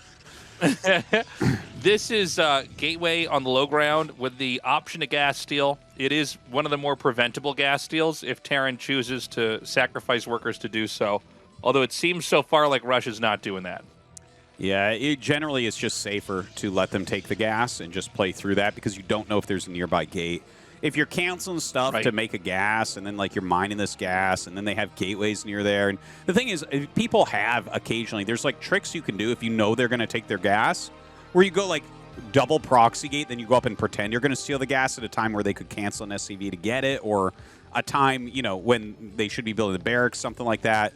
And it's like, okay, now you're really dead because the one thing you don't need right now is a gas. But you know, I think in all regular situations, this gas steal is like 100% something you should do. I get shocked when I see Protoss players skip it on 2-player maps because it's just, it completely dictates the way that Terran has to play. It takes out so many things that they can do. Oh, I agree completely. I mean, when you see a map like this, you go, how can you not gas steal? I mean, what a great opportunity the map is giving you to take total control. Yeah. Now, there's 2 types of gas steals if you didn't proxy. There's ones where you expand and ones where you don't. And generally speaking, ones where you expand are more popular. So we see a lot more Terran players default into throwing the engineering bay down. And kind of like you'd see a versus a Zerg player trying to block the Nexus from being planted here. It doesn't really cost Best too much. It feels like Protoss players nowadays are pretty good at just continuing to make probes and zealots and pylons if they need to. Yeah. So that their minerals don't bank up too much. The thing I think it does very well is if you don't pull the Zealot back, it really does delay it for a very long time. And if they do pull the Zealot back, it gives you some time to kind of prepare. If the Zealots just stream up one at a time, it's hard to take your low ground. So, like, I think the eBay block is the best counter. Like, every time someone steals my gas, I try to get down there and put an eBay at their natural, block that off, force them to play a slightly slower game with me. Got 2 probes out here fighting. He definitely wants to make sure this SCV can't scout. There is a follow-up here for Terran, or sorry, for Protoss, where you can try to make 2 or 3 zealots and try to run by the bunker. Although I don't think we actually have a bunker here. Am I wrong about this? We do not have a bunker yet. He is really, really playing it a bit greedy. But if your opponent is kind of like skimping on the zealot pressure and you just continually produce Marines, you can skip that for a little bit. You see how he has 5 now. That's just in case a second zealot came up as well. And, you know, Rush is getting his gas mining now. He will go into factories, no doubt. So I feel like this is about as even as you really get after an opening like this, right? Like it doesn't feel bad for either side. They both kind of did what they wanted to do. Yeah, and the game should normalize somewhat here. Although I think everybody would agree Protoss is a little bit better off because of the interaction. Yeah. Especially when the SCV can't scout. Like earlier casts we had, you really want to confirm the robo and that the Protoss isn't doing something really crazy weird, like getting a 3rd Nexus right away or getting DTs or anything like that. The double factories, it's pretty typical here. When you do this, you got to remember the Protoss also isn't able to scout early either. So it's a matchup where truly both sides are in the dark for a while. They certainly are, and I'm interested to see from Rush here if he's going to throw down a 3rd fact. Is he going to go eBay Armory? It's actually really hard to say. Some people have been going 3 fact here. Yeah. This has become very popular recently. To go 3 fact really, really quick after a gas steal. Because generally, for instance, one of the reasons you can do this is generally Protoss won't do the gas steal into quick range. That's like, without that range upgrade, you don't really need siege mode, so you can kind of just throw up more factories, get a few more units out, and maybe have the potential for some counter pressure. So, yeah, this has been pretty popular lately, but I feel like the way that Best is playing, he's not super open to an attack. Yeah, I would agree with that. He's not really that exposed. I think especially people like Best and these other Protosses have gotten so good. Both sides really have, because this is such an old idea, gas stealing in the matchup. It's kind of one of the first permanent features of the matchup, along with Terran meching. But maybe there's an opportunity to push through the top here from Rush. If you can get in that narrow area, it's pretty scary. Dragoons with range without range are really, frankly, awful units. Awful. They're not good at chasing stuff. As you can see here, like any other game, that SCV's dead, but rangeless Dragoons, they struggle to catch up to stuff. They also can't really kite as well. So we're going to have a 3 factory push. I don't think we saw Reaver Tech, unless I missed it somewhere on screen here. I didn't see it. So this can be a little bit scary. Without a shuttle and a Reaver to fight, you're kind of just trying to use the Dragoons to the best of your ability to hold them off. I do see 2 Zealots, which can mean there's going to be a shuttle used here, but even then, I don't know, man. It feels like this is going to be kind of an old school PvT fight where the Terran can easily get into position, all because of this one Vulture over here. Yeah, I was just going to say, that's crazy. That one Vulture, like, if you have your entire army on the map, that's one thing, but the fact that a Speed Vulture slipped in, kind of forced him back, now you get to take whatever position you want as Rush. He's going to go up to this high ground, he's killing that pylon. Look at this, forcing a wall. That means that, and he's laying mines in between. This is very well done by Rush, but that is enough Dragoons to push this back. So Rush has to be careful. You don't want to be like Light was on Apocalypse, right? You don't want to just sacrifice these 3 tanks. It's interesting seeing Best know exactly where to push, but now Rush can regroup. Now, he's going to end up probably dropping 1 tank. There it is. It goes down now. And, I think that Best just sort of has enough. He's been very good at controlling his units, and once again, Rush is going to have to back up. It's funny. It looks simple, but clearly Best is doing a lot of little tiny maneuvers that other Protoss players can't do, because he's coming out way ahead in a lot of these fights where I feel like anybody else in the driver's seat is going to die. Yeah. In that one Zealot that came up as well, it dragged a mine into like 2 Vultures, and that was huge because, that's how you keep the goons back so that the tanks can kill them. Is the Vultures tank and they lay mines and stuff, and the goons do have to deal with that. So that was like a very important mine drag. Rush had a little bit of miss micro there. Definitely should have tried to target that Zealot down so the mine didn't explode. So now Best has his third base up. He has a supply advantage. He's going to have map control. Like, the game just went into Best's favor. Like, I felt like it was slightly Rush favored as the Vulture got everything out of position. But just that one engage pushing everything back. I think Rush is actually quite on the back foot here. And he's going up to, like, 5 factories, I believe, with an academy. So we'll see if he's able to kind of rebound into a big, strong 5-fact. Or is he going to be forced to take his third base? It's kind of wild to see 3-gate Dragoon just hold off that 3-factory push so well. I think Rush was showing like a lot of intelligence with how he moved around, but Best just sort of knew where to lean on the Terran and where to completely give up. And Rush has lost a lot of momentum in this game. I mean, he can't even get across that bridge. The Vultures aren't really doing anything anymore. I don't think we've had a third command center start. I know we had a whole bunch of factories made a little bit ago, but you know, it's hard to get across those bridges. We say it, you know, in pretty much every game on here, but it is true in this matchup as well.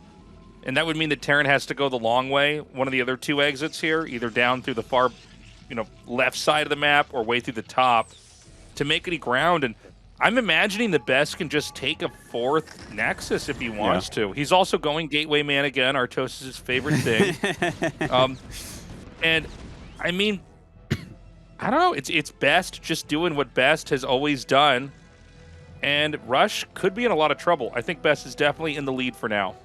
Yeah, Best has that advantage. But I guess one thing to remember here is there is a finite amount of bases, and the map is kind of thin in one direction. Now, there's a lot of angles you can go around and do things, but we haven't seen Best really choose a late game tech. We don't see speed shuttles with Psystorm. We don't see Arbiters. We don't see Carriers. So he is on that kind of Gateway Man-esque play. And as long as there's just like solid, stable macro here, like you don't die to this, you know? Just like we saw from Light in the previous game.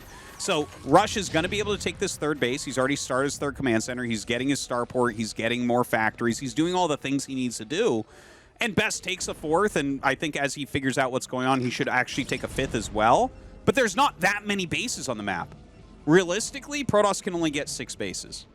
And 6 against 4 is playable for Terran. Yeah, if Terran can just hang on and run the clock, so to speak, there is a chance. But we're seeing Best spike up in that supply. Only Zealots are being made here. And, you know, the third base, it's not the easiest spot to crack into. I've almost given up on trying to predict if Best can or cannot do it because he always amazes me and gets into spots like I didn't think were possible. You can try to run in through the left side and then have a couple Zealots trickle across the bridge, eating up a lot of the mine shots. One more round of Gateway units and Best is maxed out. He's going to be hitting Terran before 130 supply. Oh my god. I don't know if he got the 4 Templars with this or not. Yeah, this is one of those 11 minutes, about 50-second max outs. If I mean, I guess it's a couple seconds off, but you can get maxed out in this matchup in 11.5 minutes. It's probably the fastest you can get maxed out.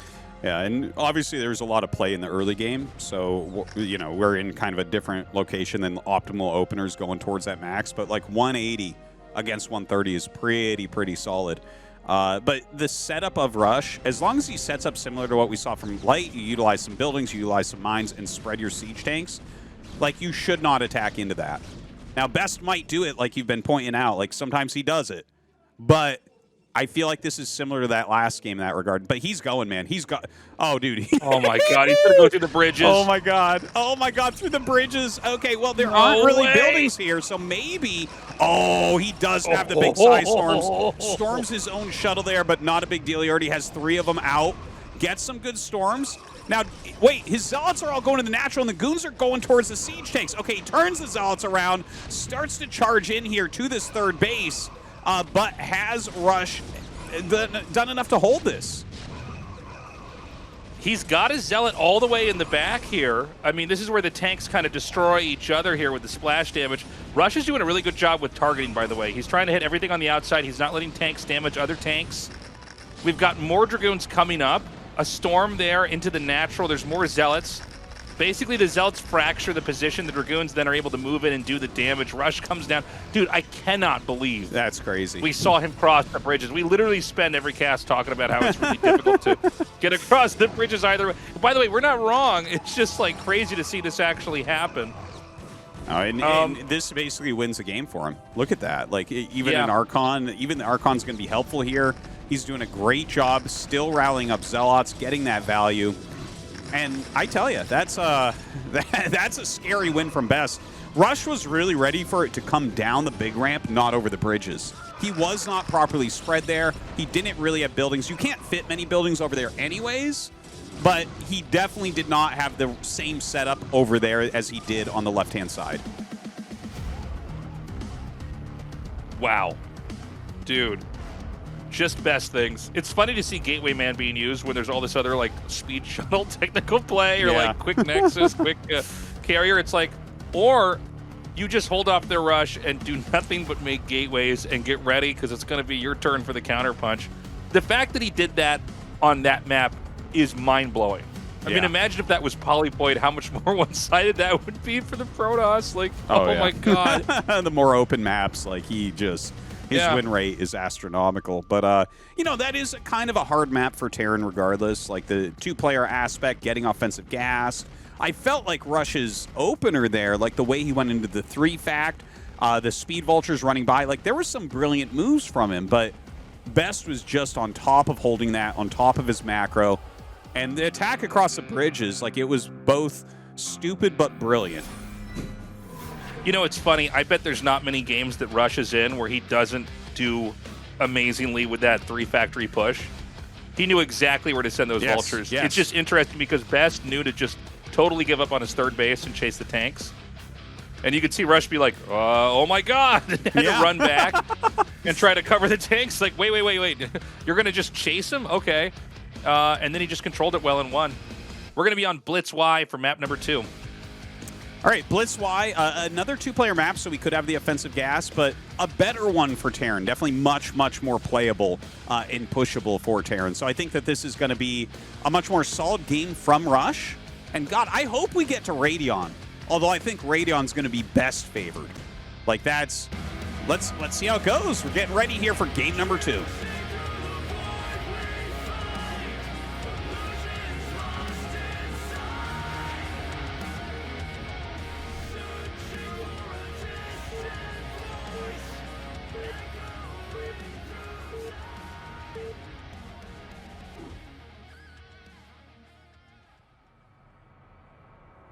Best in the top right.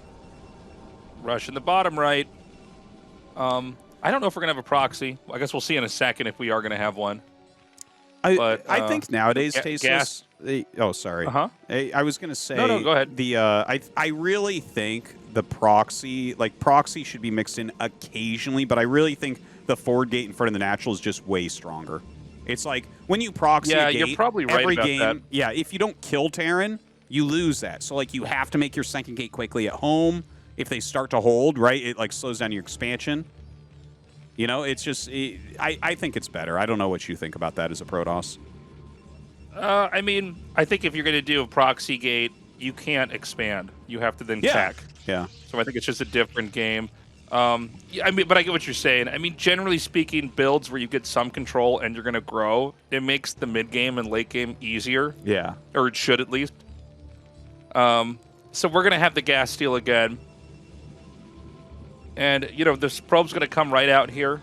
The other probe comes down to make the gateway, just in case, like, they do take the gas, like we see so often. It's why Artosis said you have to have it occasionally randomized in here.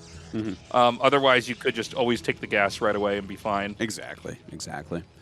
But yeah, here comes the probe, and it's going to start some harassment just for a moment, and then he'll run up and steal that gas real quick. It's about time right now, so he's got to get up there. You know, you just kind of watch the clock. This is one of the cool things about StarCraft, right? When you're really dialed in, you can be like, okay, as long as I send the probe up there, like, before, like, 1:35 or so, I'll get the gas unless they cancel something. Because that's just, like, how much money you have as Terran. So, very well timed. Gets that kind of at the last second. And we'll continue to try to be annoying here with the probe. You know, the clock was not in the original StarCraft. Yes. There was no clock above the minimap. That was an addition they added. An addition they added. That was something they added in. And it like, It was a little bit controversial with some players. Some people thought like, no, there wasn't a clock in the original, keep it out. But I think it's good. I think it helps new players a lot. Yes. And like also, I think that it kind of balanced the game a little bit in a way. Like having like a lot of matchups. Like for instance, if you're Protoss and you're playing against Zerg, or you're Terran and you're playing against Protoss, you kind of have to have the timestamps for knowing what can occur to you, right? Where these other races can just kind of come in and kill you. So you can look at the clock and be like, oh, okay, the quickest bust he can do with this type of build is like around this time. So, you know, I gotta. Whereas if you're thrown off in the early game, it can be almost impossible to know where you're at time-wise in the game. You know what I mean? Totally. Oh. Whoa. Hello.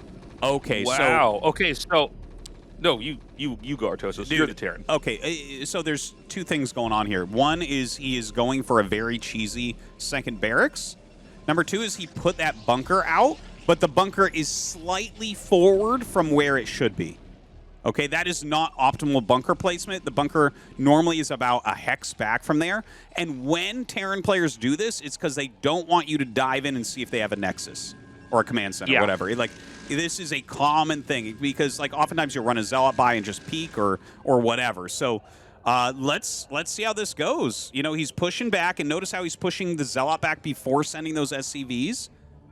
Like, he has potential for a kill here. He's only showing 4 Marines. Yeah. Yeah, no, I think this should win the game. This is, the dangers of trying to do the expand build is there's counter cheese. Yeah. So, it's also a big punish for the gateway at the entrance. Suddenly, the one tool you had to hold vultures off is now the weak point, the Achilles heel here, right at the entrance of your base. And, when you have enough SCVs, they can really body block and get in the way of these zealots. Just like this. Oh, my God. A zealot pops out, but the body blocking of the SCVs is too strong. Even with that zealot popping out, this is not going to be enough. Really excellent. The bunker placement perfect here as well. This was great execution from Rush. Really, really good. Damn, man. You can see pairs of Marines streaming across the map. With the gateway gone, I mean, there's just literally no gateways that are finished, at least. He can now advance up here into the main. The zealots and the probes are going to have to be pulled. He's going to put a bunker here on the high ground, but kind of hold his position out here. He can also take the pylon out. That's another thing he could do to basically block supply. The danger is that the probes can right-click onto the mineral patches and ghost through the Marines and then attack on him just like we're seeing here. Oh, my God. I think Rush put himself in a pretty bad spot. He needs to get that other Marine up into the bunker, but maybe it doesn't matter, actually. I guess there's more SCVs than probes right now. Yeah. Or will be. There is a chance that Best still can I don't know. I don't think he has a Dragoon making, does he? Like, maybe he's just dead. I don't think he has. Yeah. Well, even if he doesn't have a Dragoon, he needs to get range, too. Like, range actually will allow you to come back from this. Yeah. 3 probes left. More SCVs than probes. GG, Best taps out. And I got to say, I didn't think Rush would do that, but I like it. It was a smart move. Best I think did Best not think is, so either. Yeah. He caught him there. He caught him there with that. And, like, that can go wrong. If you sniff that coming, then you just alter your build immediately. Like, you could literally go Forge. If you live at all through that, Terran's dead. Like, even with the 3 probes, we actually saw a game like that in ASL a few years ago where Light went, like, proxy 2 racks and, like, it killed down to... Rain had, I think, 3 probes left, but he had, like, 2 ranged Dragoons, and he just won the game with them. There's not a lot of counterplay, although you do have the ramp, so maybe you come back in a longer game, but, yeah, you kind of have to kill him. You have to finish him with that. There is a counter to that where you make a forge, and get cannons, but, there's a world where they don't rush you like that. You got to figure out what's happening pretty quickly. We're going to go to Radion here for map number 3. Remember, the winner goes on into that round of 8, leaving only 3 spots left over, and the loser goes on to face the winner of Light versus Shuttle.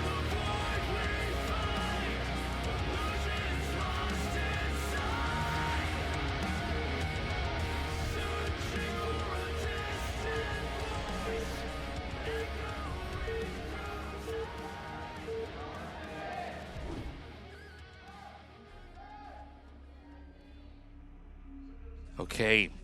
Best here in the top right. Rush in the bottom right. Woo. We are no longer on these maps where there's only 2 spawns, so that early game abuse can't happen here from Best. Yeah. But that being said, I don't think Best ever needs to rely on maps like that to win. He's very good on 4-player maps and 3-player maps. In fact, he might actually be better on those because they give like more bases, more places for his giant armies to run around, more open areas. Whereas just by nature, like 2-player maps get clogged up a little bit quicker. One thing I really was waiting for to see in this match is the spawns. These are pretty good spawns for Rush. It's like what he would probably hope for, like just a horizontal or vertical, right? If it's cross spawn on Radeon, it's the hardest map to push in the map pool. It's so wide open in the center, and there's so many ways that Protoss can run around your army, it's incredibly hard to push. So the fact that this is not cross spawn for Rush, he's going to be really, really happy about that. Gives him more push potential because this is just kind of a hard map with how open it is in the center, where it's like, okay, yeah, I mean, Terran can get to 4 bases and whatnot, but like pushing across this map can be very, very difficult. Absolutely.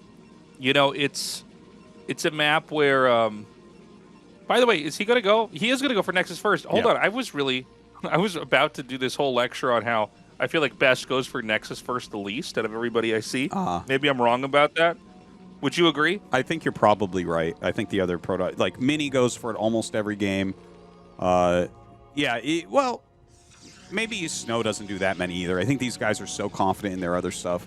But this is, I like it as a play because the rush distance on Radeon is very far. Like, you know, it's hard to go and bust something like that. When you have like this kind of like defensive formation of where your barracks is and everything, rallying Marines up, he can push it. Like that is absolutely something that you can do here. You can do a Marine SCV Vulture push, especially if you end scout here and actually see that it's up before you have to decide on command center or third depot. But I don't know that he will. If you go like a 2-gate, and that's what he's doing. He's doing 2-gate before his gas. It's really hard to break. Yeah, this is one where if the Terran tries to bust you like this, you feed right into him. It's almost like you get baited in. Mm-hmm. It is, if you want to practice Nexus first, this is probably the way to do it. Yeah.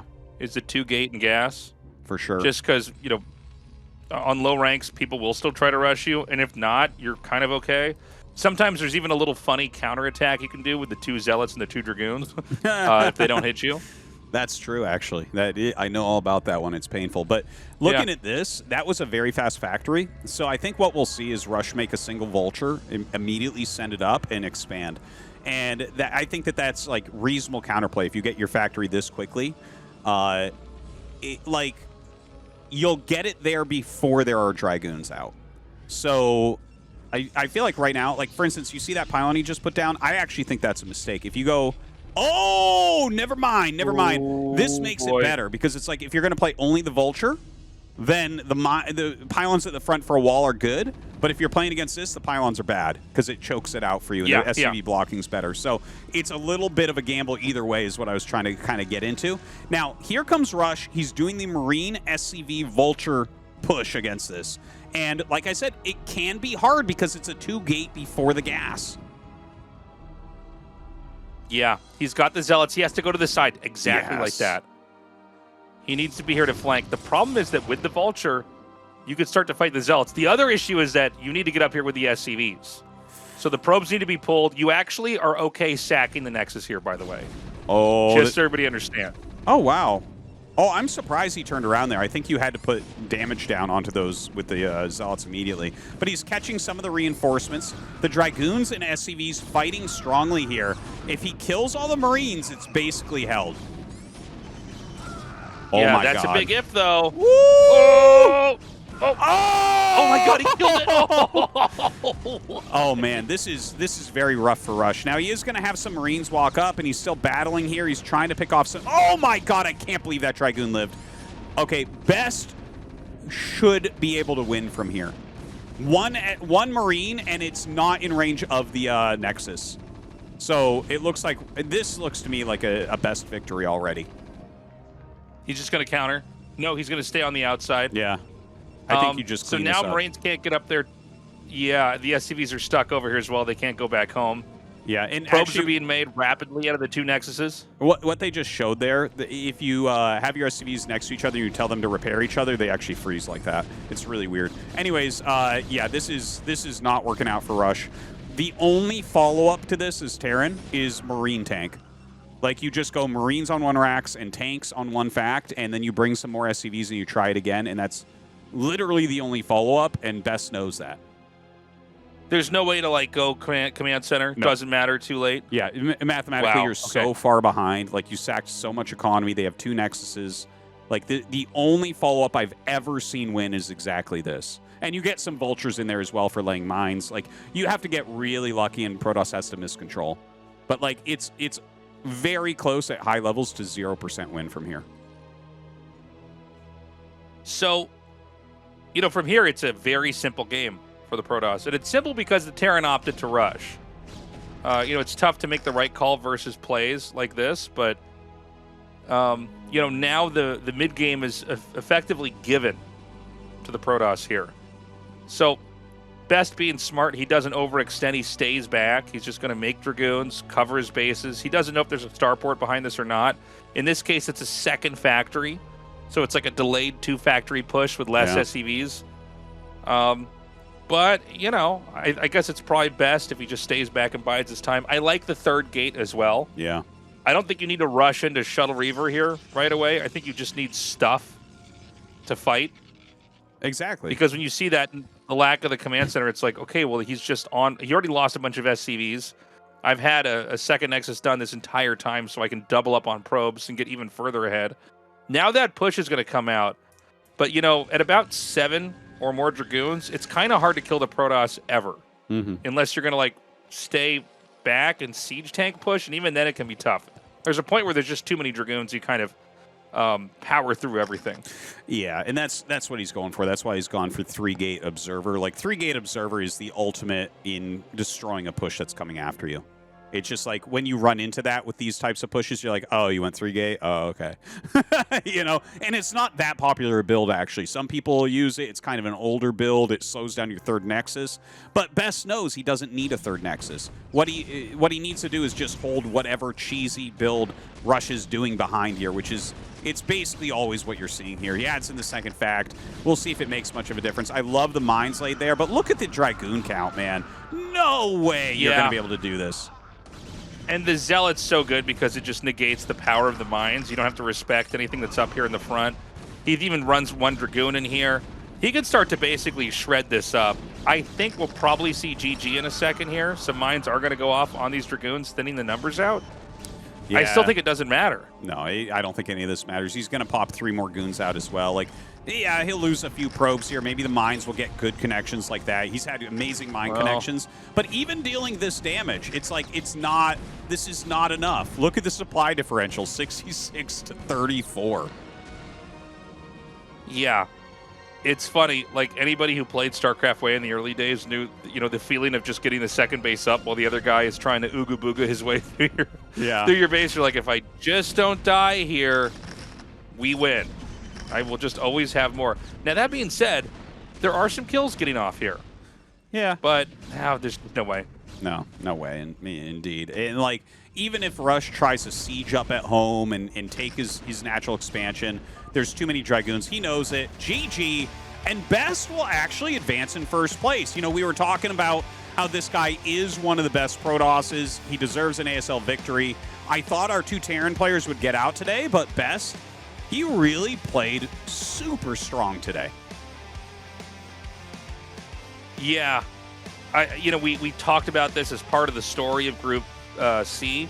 The fact that, like, the 2 Terran players are probably stronger. They're the most likely to get out. But if Best really delivers and plays up to his strengths, he could move on. And here he is. He did move on.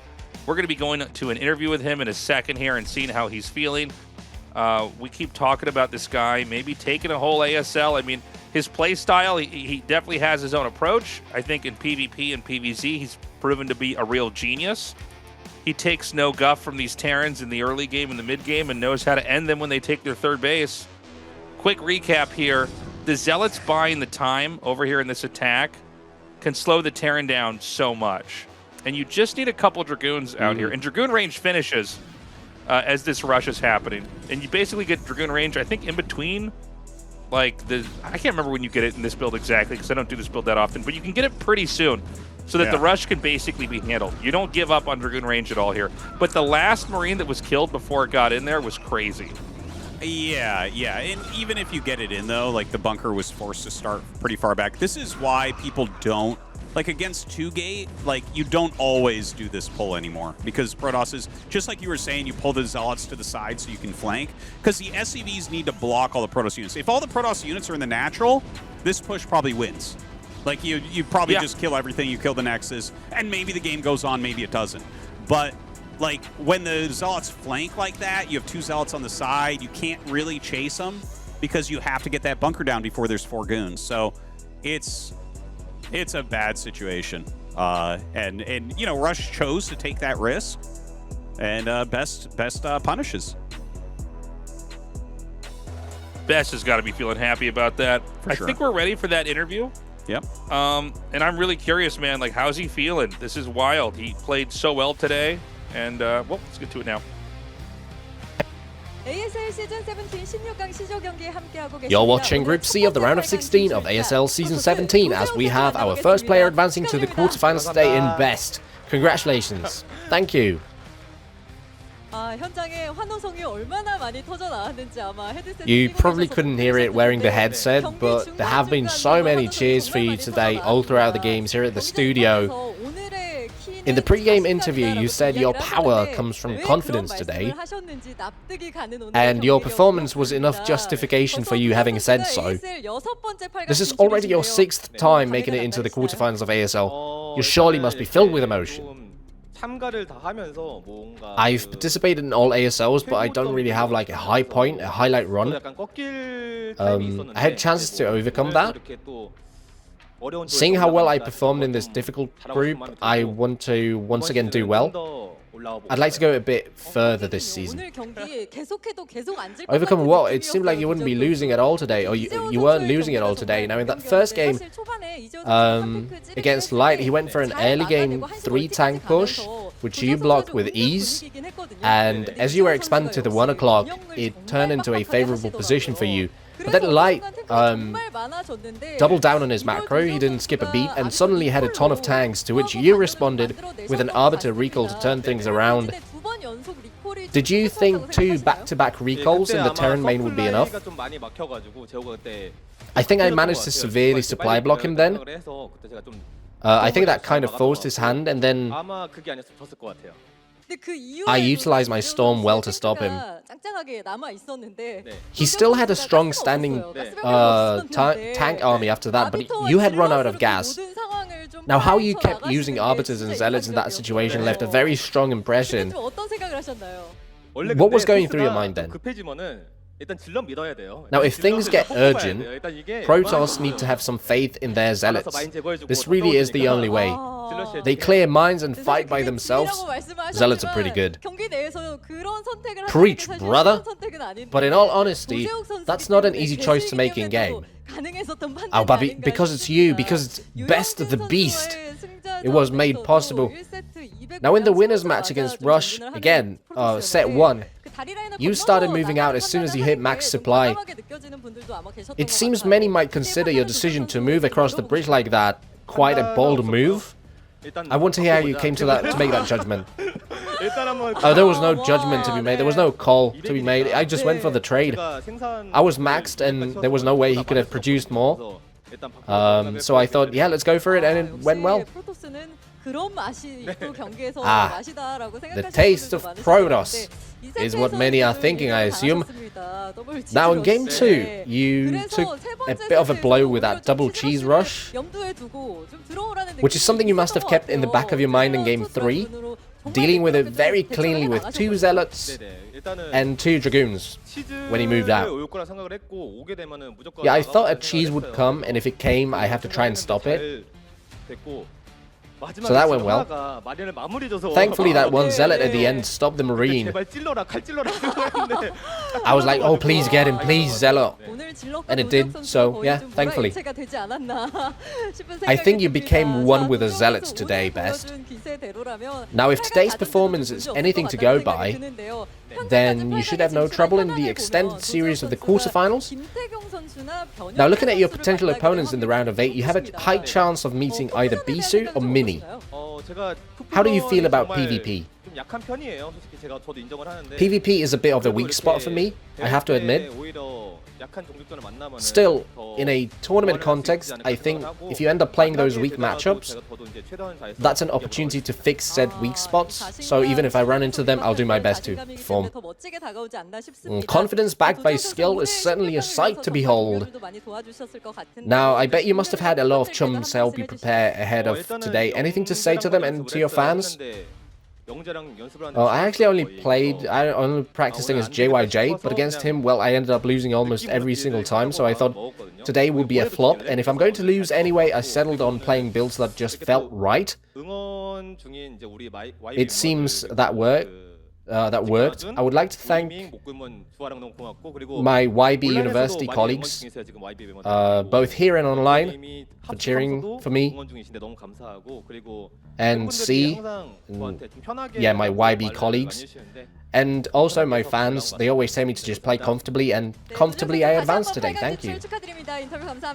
Once again, congratulations on making it into the quarterfinals, and thank you for the interview.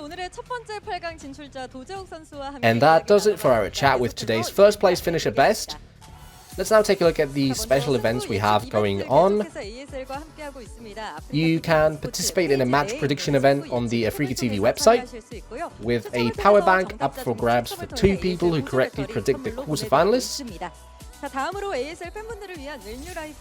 And additionally, we have a special deal on Well New Live gaming chairs purchased for 40% off through the mobile app or the online chat.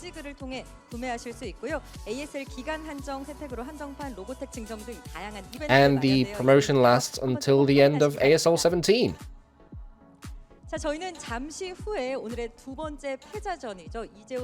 And we will be back with the losers match in just a few with Shuttle and Light.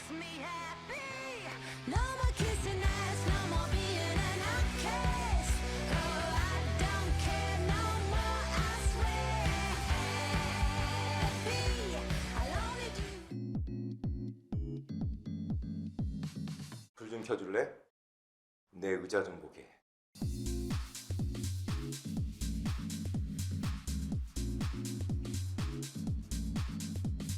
오늘 내 기분? 각도로 말할게.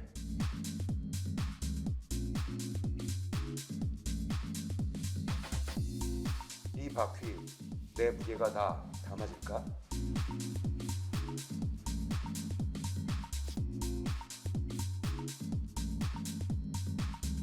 하루만 네 의자에 메시가 되고 싶어.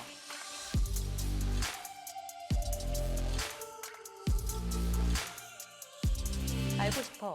너의 특별 할인값.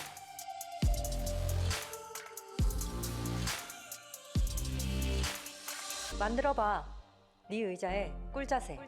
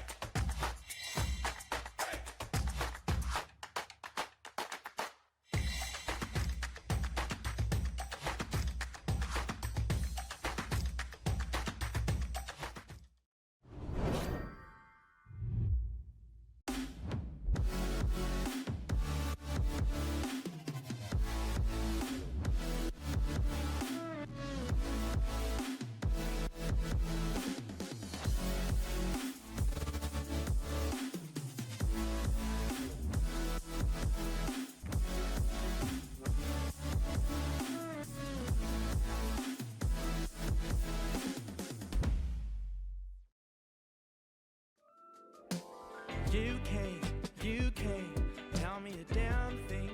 I'm lost, at least it's a daydream. I turn into a stop. Stopped when my legs weak. My heart is beating like crazy. Does it all to a tune of its own. Truth, I don't know if I can get a hold on me when I lose control. I think it feels a lot like free when I lose my hold. It feels like gold. Whichever way it's told, I'm the king of letting go. Yeah, my grip's pretty loose on the plot. Glitter in the gold, I wanna scream Geronimo as I fall down a hole in my thoughts. Yeah, pretend you got a grip, but fingers TVP night continues on here in the ASL Season 17 Group C. We're about to eliminate one of our 2 players here. This should be a mismatch, but who knows? Who knows what's going to happen here? Light looked a little bit shaky in his first game. Yeah, he definitely made a misjudgment in the beginning, and maybe he could have played a little bit differently to try to secure a victory after he got ahead. But yeah, it didn't go right against Best, but Best was really on fire tonight. Taking out both Light and Rush is no easy feat. Now going up against Shuttle, let's see the maps. If it's like Dark Origin, Blitz, Radeon, that type of thing, maybe. So it's going to be Retro, Dark Origin, Troy. Oh my God, dude, Shuttle could win this. I'm pretty shocked that could. Dude, Light removes Blitz. Why? Over Troy? Are you I kidding actually me? I didn't think we were going to see Troy at all today. I kind of just assumed it wasn't even going to be a thing. Yeah. We didn't even bring it up until I saw it there. I thought it was a given. It was going to be vetoed. Anyways, we're going to go to Retro and find out who's going to be eliminated first in Group C. Shuttle the underdog or Light the by far favorite.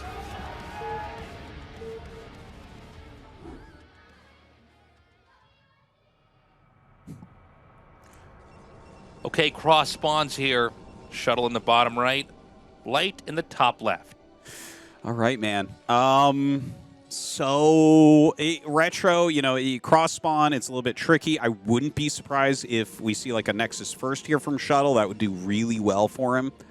We've talked about Retro so many times. It's been in the map pool for a bit, and like, I find it really hard, okay? We always talk about how we both find this map difficult to play, and I find it really hard. I have a low win rate here and stuff, but I actually am growing more and more appreciation for it in how far it pushes me outside of my comfort zone, but in more reasonable ways than like Dark Origin, okay? You know what I mean? It's like, It's still a 4-player map. You can still get your 3 base pretty easily, but you do have to play it a bit different. And so, like, I don't know, it's regrown on me in some ways because it kind of pushes you to play different from your standard, which I think is like probably a healthy thing for a game. So yeah, I don't know. That was my new thought on Retro, because we always kind of complain to each other about this map. So I wanted to let you know that. Well, yeah, if I can have my own positive spin on this map, I mean, it is hard to get into some of these corners, the north, south, east, west corners of the map here. But it does force players to really be cognizant about how they're moving around the map. You can get locked out of spots really easily, where I think other maps it's a little bit easier to get to A to, from A to B. But with these two, I feel like if Light can just play a cleaner, tighter game, and not do what we would call like a win more move, like I think he could have beaten Best back there. Best was, as far as infrastructure goes, he was in shambles. But the problem is in the very end, he tried to take both the 4th and a 5th base. And that's really the only opening that Protoss needs, is for you to be spread out a little bit too thin, especially after those Arbiter recalls wiped out the depots. I think had he just stayed on his 4th and like waited and made more units, he could have pushed out and won. So I think we just need to see a tighter game here from Light. Sure. And, but again, it has to be a little bit of a different game, because getting a 4th base here, like, if you're going to play, if you have a 4th base, you better also have presence on the map, because you can't play like a very turtled 4th base.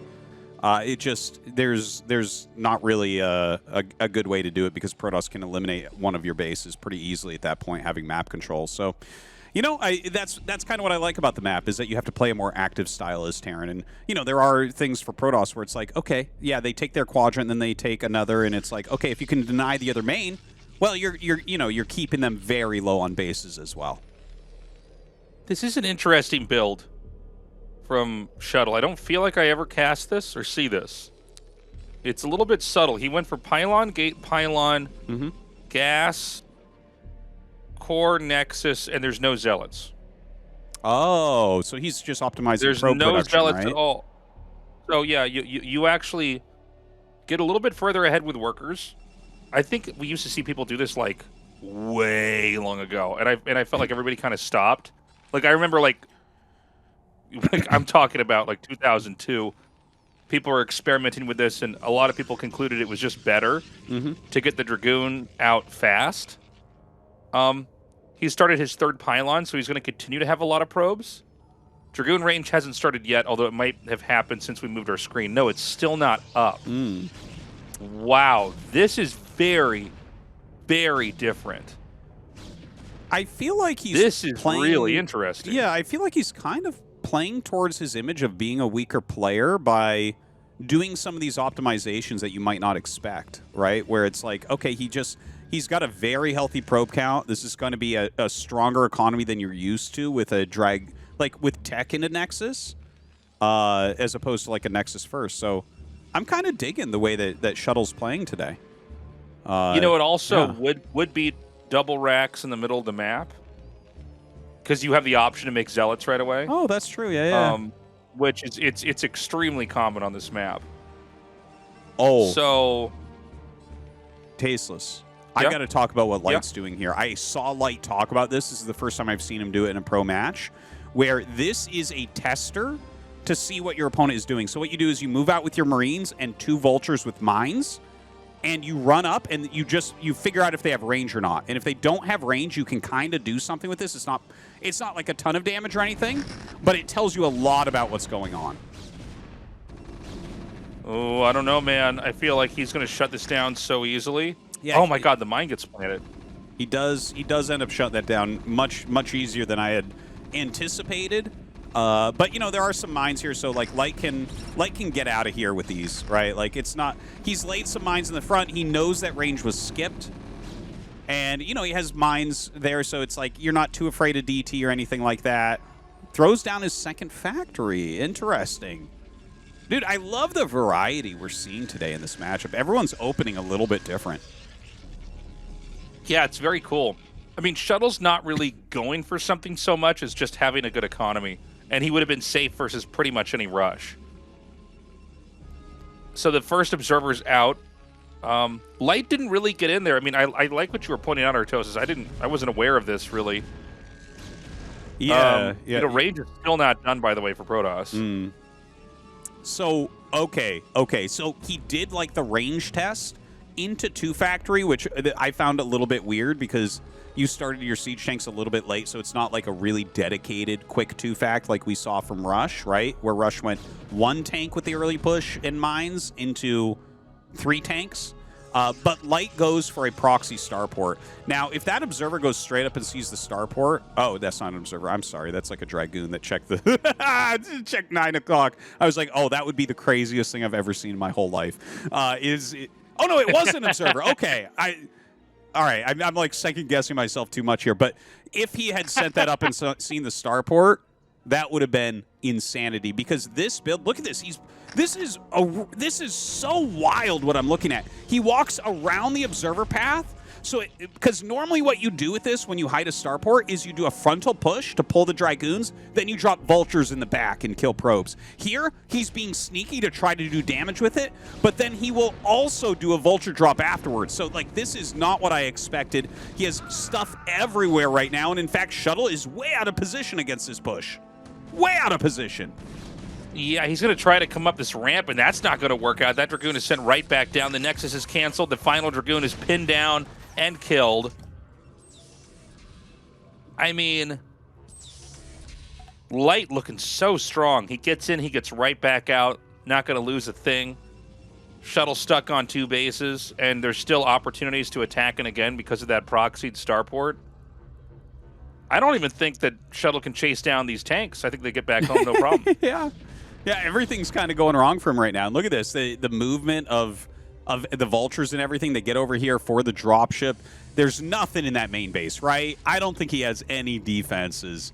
Oh, okay, actually, he did leave a couple goons, and if you drop on the edge, he has a good Sim City. So let's see. Oh, yeah, this isn't not terrible. too bad, actually. Not too bad.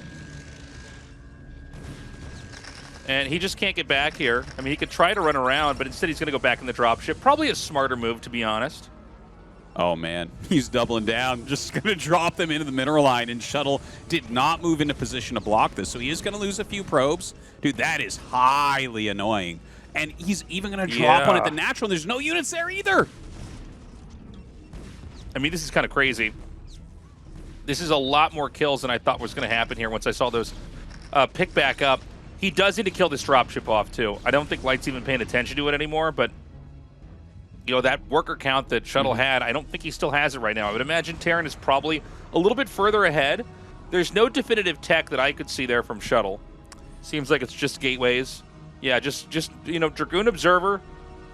Obviously a different game from his match earlier that Shuttle had, but, you know, at the same time, it's just, I don't know.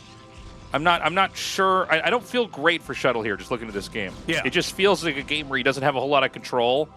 He's not necessarily dead in any one specific way, but he's not developing in a direction where I feel like he's going to create opportunities. Yeah, I would say as a Terran player, I would be happy with the position Light has created for himself. I think the drop actually did end up doing more than enough. Just canceling the third Nexus. You do that one time and you're like, okay, this game is pretty good for me. But then also the drop doing pretty well, and he's kept Shuttle super busy. Shuttle does have a lot of supply right now. You know, he's up a good 20 supply. He is getting that third Nexus up. He's got a lot of Dragoons. And he even has an observer in here watching exactly what Light is up to. But it feels to me like Light has all the tools he needs to continue to play a really active game here, which is kind of what you're looking for in Retro. So Light just stays back. He's going to build up. You know, he's letting Shuttle try to play catch-up here. Shuttle is in control of the two potential third bases outside of his base. So he's got control of 3 o'clock. He's going to have control of 6 o'clock in a second.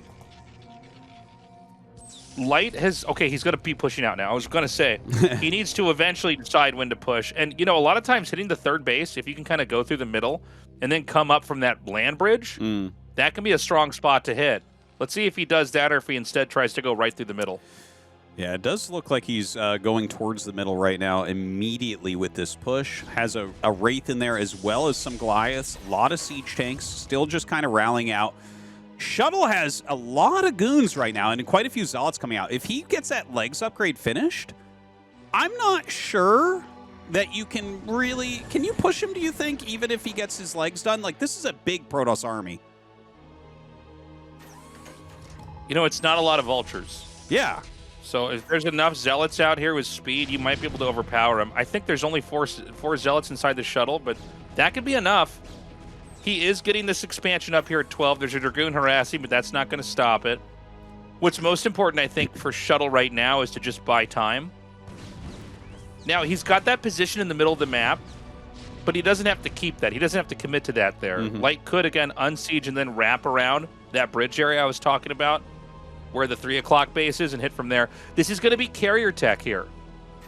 Oh. So Shuttle almost looking a little bit like Stork in some of these games where he's just kind of playing a normal game and trying to go carriers behind it. I do think carriers are better on this map than when we originally casted this map for the first season. Yeah. I started to realize you can actually use the carriers around the corners of the map really well and take fights that are pretty hard to take with the Goliaths. You just can't really ever engage in the middle, but you can play keep away pretty well. And here's that push I was talking about. Yeah, they definitely did get more popular recently. I've been playing against carrier here a lot more. But yeah, it's really interesting watching Light's unit movement because he's like it's kind of a hard spot to rally to. You know, I guess he can rally through that third base, but it's a little bit tricky. Now he sets up over here, and it looks like Shuttle going to try for the bust. He has Speed Zealots coming in from the right side as well, which is huge. Getting on top of these siege tanks, that is a lot of Dragoons. Oh my God, is Shuttle gonna bust this army? He is 100%. The Vultures are in the wrong spot. The Vultures need to be like around the tanks, really in the way here. Instead, the tanks were sort of isolated. I think that Light didn't expect that wave of Zealots to come up from the side. Yeah. And honestly, like, if you're going carriers and you just smash their army before the carriers are out, that is one of the worst signs in PvT. Yeah. Like, that's never supposed to happen.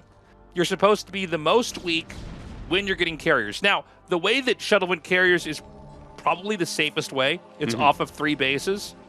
But I mean, my God, this is just not your average game. You know, the beating that Shuttle took early on, and then the fact that here we are, he smashes the push. Yeah, Shuttle is and again, super a far lot ahead. of kind of old.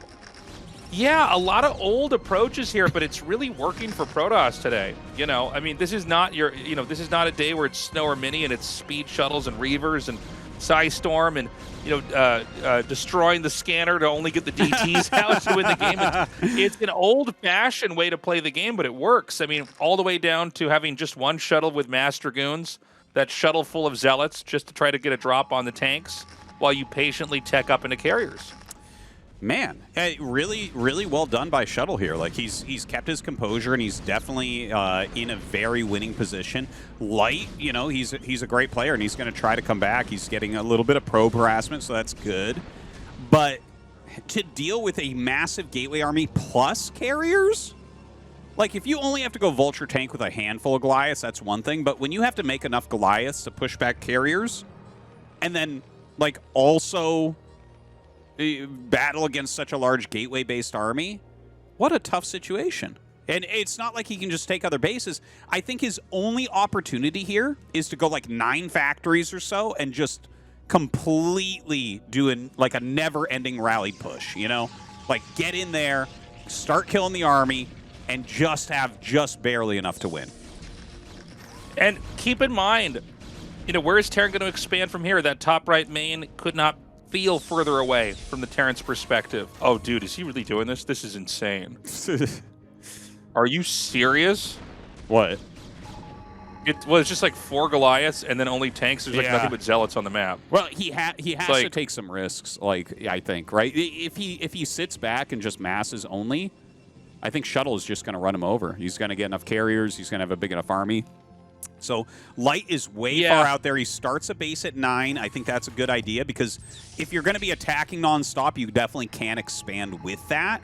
He's got a good ass bank, so he can switch heavily into Goliaths. But he needs to, if Shuttle attacks in with this and Light smashes it, Light can still win this game. Yeah, I think Shuttle might want to get ready to run around. It seems like he's waiting for the carriers to come out and fight with his army. I think he has 4 now. Is that correct? I feel like they're not showing it to us, but it would be nice to see where he's at. Okay, he does have 4 out. Doesn't have He's got interceptors out. Yeah, he only has 2 on the new one, so it's going to be a moment. But look at this, a lot of Zealots being picked off. We do have a maxed out Shuttle, though. So not the biggest deal to lose just a couple of units there. But Light's mass is big, and there's no splash damage here. So Light has an opportunity. Like, he's given himself this chance to win. Okay, he's going to try to target down any Goliaths he can get. It's not that many Goliaths. Getting that Science Vessel is always a nice move. I think he barely doesn't get it. Again, you got to be careful when you have the 4 carriers. 4 is the right number to where you can start to win fights, but if you lose all the interceptors, it allows the Terran to lunge in. Continues to push forward here. A lot of Siege Tanks coming up to the front. Oh, those are kind of blocking the Vultures. So the Zealot's going to be able to get on top of these Siege Tanks very, very quickly indeed. And Shuttle is just throwing everything he has into this. His Dragoon's going to start to evaporate once these Zealots are gone, but there's still a few left over, tanking shots pretty beautifully. Oh my God, dude. I don't know. This is wild. Like, Light still has 4 tanks here. He needs to keep these Dragoons alive. He's got to stay back and turtle now. Now, the problem is that Terran's also taking a 4th base. Terran could even take a 5th base here. But the carriers are very good in these positions. I think it's why carriers have become popular again on this map, is You know, it's not great everywhere, but defending third bases or even attacking their third or fourth bases, they're pretty good. Yeah. He attacks his own structure because he needs to empty out the interceptors.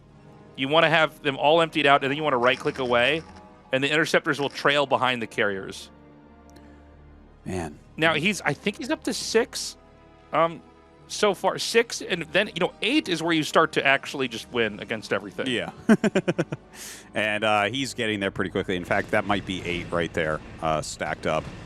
It's getting scary, and as those interceptors continue to grow in number, it's going to become tough for Light. Light has 4 gases, so he can make as many Goliaths as he wants, but he does have to keep some balance of tanks, and it is still good to have vultures so that you can actually move around the map, lay mines, things like that. So kind of a tricky spot here for both players right now. Light raiding into this 4th base location is going to kill a bunch of probes there. That's got to be annoying to Shuttle. It's not like he has some sort of big bank. And don't forget, like, if you're losing a bunch of interceptors, like, that costs minerals too.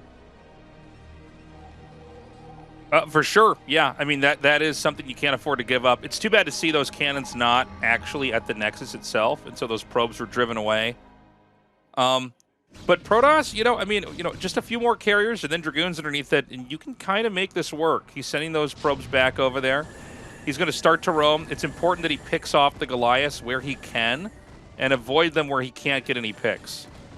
Because there is a point in time where you get so many Goliaths that it kind of doesn't matter anymore. What you want to do, and by the way, it's not 8, it's still 6 carriers here. So, yeah, it's if you can get up to that 10 or that 12, there's a point where you just sort of, in the blink of an eye, you can like gun down a Goliath and then another one and then another one, and you're just going to start to trade out efficiently over time.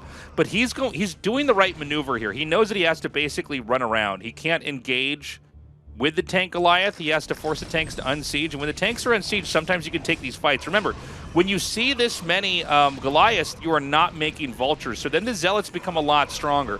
So he wants to come in here and try to pick off whatever he can, but when the Zealots die, it's time to back up. And it seems like right now he's still sticking his ground. Yeah, definitely should pull back here. I think that the beginning of that engagement was really good. He stayed maybe just slightly too long, and here are 2 more carriers. I think the road to victory here is just maintaining your carrier count and growing it over time. Like, even though it's 4 base versus 4 base, we normally look at that as a Terran winning position in every matchup, but carriers outscale mech, like you were talking about, right? You get up to 10, you get up to 12, they actually just start to beat everything. So, other than a single defiler, of course. But, they, like, if he just can keep building that number and not completely waste his army, like this, I don't want to see this attack. This is a bad attack from Shuttle.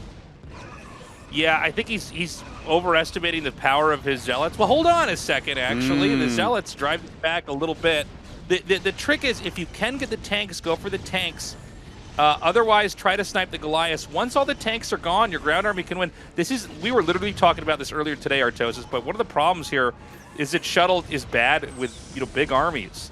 Now, he does end up winning this fight, but at the cost of all of his ground army. He could have won this and had his, 12 Dragoons run back right away. Yes. He could have pulled back. Which is at least 8, 10, 12 Dragoons. Like, at the beginning of the battle was kind of okay-ish, but to sit there and fight when it's 3 Goliaths and 10 tanks with your goons and your carriers, it's not good army control. So Light ends up trading like pretty efficiently there, but now we have 5 carriers on the loose. This is where you can use that hold position trick. This was, I don't know when this was figured out, maybe like 2 or 3 years ago. Yeah. But you basically, well, he's actually not even using it, but you can take all your carriers and put a probe in the control group and hit like stop, hold, stop, hold, stop, hold. Yeah. And they attack super fast. Yeah, well, it's not even that they attack fast. They all pick at different targets, so everything just dies. It's pretty crazy. So he killed the command center. He could try to make a beeline, and he is, to this command center. Now, keep in mind, 12 o'clock's going to mine out. In fact, it should be mining out almost any minute now, just judging from the game clock. Yeah. He's going to kill this command center as well. And don't forget, Shuttle has 2 pretty healthy bases, partially because so many Vulture raids have occurred, and he got them so late. So he's still doing pretty good economically. Light is running out of money. Light has almost nothing left here in game number 1. This is so crazy, man. And now the Dragoons can catch the SCVs. Oh, Artosis. Oh, my God. And keep in mind, even the ones that might get away are going to be so damaged. I doubt we're going to see SCVs repairing each other. So, like, sometimes this can be even worse. You know what? There's actually way more minerals at 12 o'clock. I had no idea he had that many minerals. Yeah. This is wild to me. It still has a fair amount there. But the quality of this army has gone down so dramatically. You know, does he have enough siege tanks mixed in there to deal with the Dragoons? You know, obviously you need to have enough Goliaths against 5 carriers. Like, if you have 3-2, which I believe he has right now, yeah, you probably need like 16 Goliaths or so, and they'll be countered. But you need to have enough tanks that the Dragoons don't just splatter everything. And there's a lot of Dragoons out right now. Artosis, I just realized Shuttle has no gases at his 2 new bases, and he's depleted. He's mining 2 gas at a time. New meta. This Remember is the so best bad. game against Light as well? Best just didn't get gas. Yeah, you don't need gas. You just like Zealots, man. Zealots are really good. Zealots are really good at So, the beginning of the here's game and the end of the game, Tasteless. Well, you know, he might be able to win here. I'm just kind of stunned because having, like, you know, 2 or 3 more carriers is everything here. But I think this also could be the end of the game if he just gets enough Zealots. So Terran is mining, or will be mining, from this kind of Garbo base in the middle. It's 6 patches in a circular formation. So you're not mining optimally at all. But, you know, the fact that Terran is committed to this is like just not a good position. So I feel like if you're going to go mass Zealot, this is how you would win. It's, I think, maybe 8 or 9 tanks. Yeah. And Shuttle's going to max out on Zealots. It's a great way for Shuttle to play this, and it's perfect for attacking here. At the same time, I don't disagree with Light expanding there, because if he tries to expand anywhere else, the carriers will kill it. Here, at least, he can centralize the fight and have a fight with his entire army. But it's 115 supply to 185, and Terran just never wins that, ever. We're going to see him attack it now. And, I mean, the angles are so good. He takes out that vessel almost immediately, which means no more D-Matrix here. Now the carriers can just target down whatever tanks are the hardest to reach. The Zealots are still up here in the front. If he picks off every tank, this game is done. The Goliaths try to go for the carriers, but, of course, Shuttle can easily avoid them. Oh, yep, there it is. GG. Wow. Dude. Wow. What? That's a big map 1 Shuttle victory. 1-0? Yeah. I can't believe it. Dude, and don't forget, the opening was better for Light, okay? He made a cancel on the 3rd base, then he got a reasonable vulture drop off, but Light did kind of a weird push where he was way out in the map, and Shuttle masked up really well, and he hit it at the right time, which I think is incredibly important. Like, he waited for enough units, masked up, and broke the push efficiently while switching to carriers. Light had a good follow-up as far as his like, idea, right? Like, just massing up and pushing. Yeah. But Shuttle a bit too strong there. And now we're going into the 2 hardest maps in the pool for Terran versus Protoss, Dark Origin and Troy. Dude, This is insane. This is truly wild. Like, Light is in trouble right now. I mean, the idea that this is, I don't know. I mean, Light losing in the round of 16 to Shuttle. Is this not the biggest upset so far? This ASL. I can't believe this. Yeah, it's also it just will be bad pushes, bad mid game, bad late game pushes from Light. He doesn't have the right formation. You know. Well, I don't know if I would go that far, but like he is having a few uncharacteristic mistakes, and I do wonder. Like, he has won an ASL at this point, but it does feel like he underperforms a little bit, like we talk about with Best. You know what I mean? Where it's like, well, not today for Best, but most seasons with Best, when he goes out, we're like, you weren't supposed to go out like that. Is that going to start happening to Light?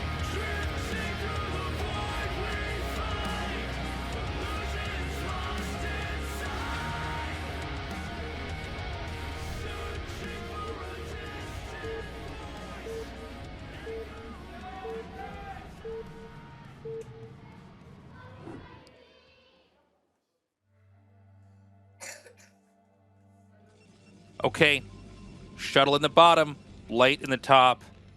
Everything on the line here for Light in what just looks like an impossible next 2 maps.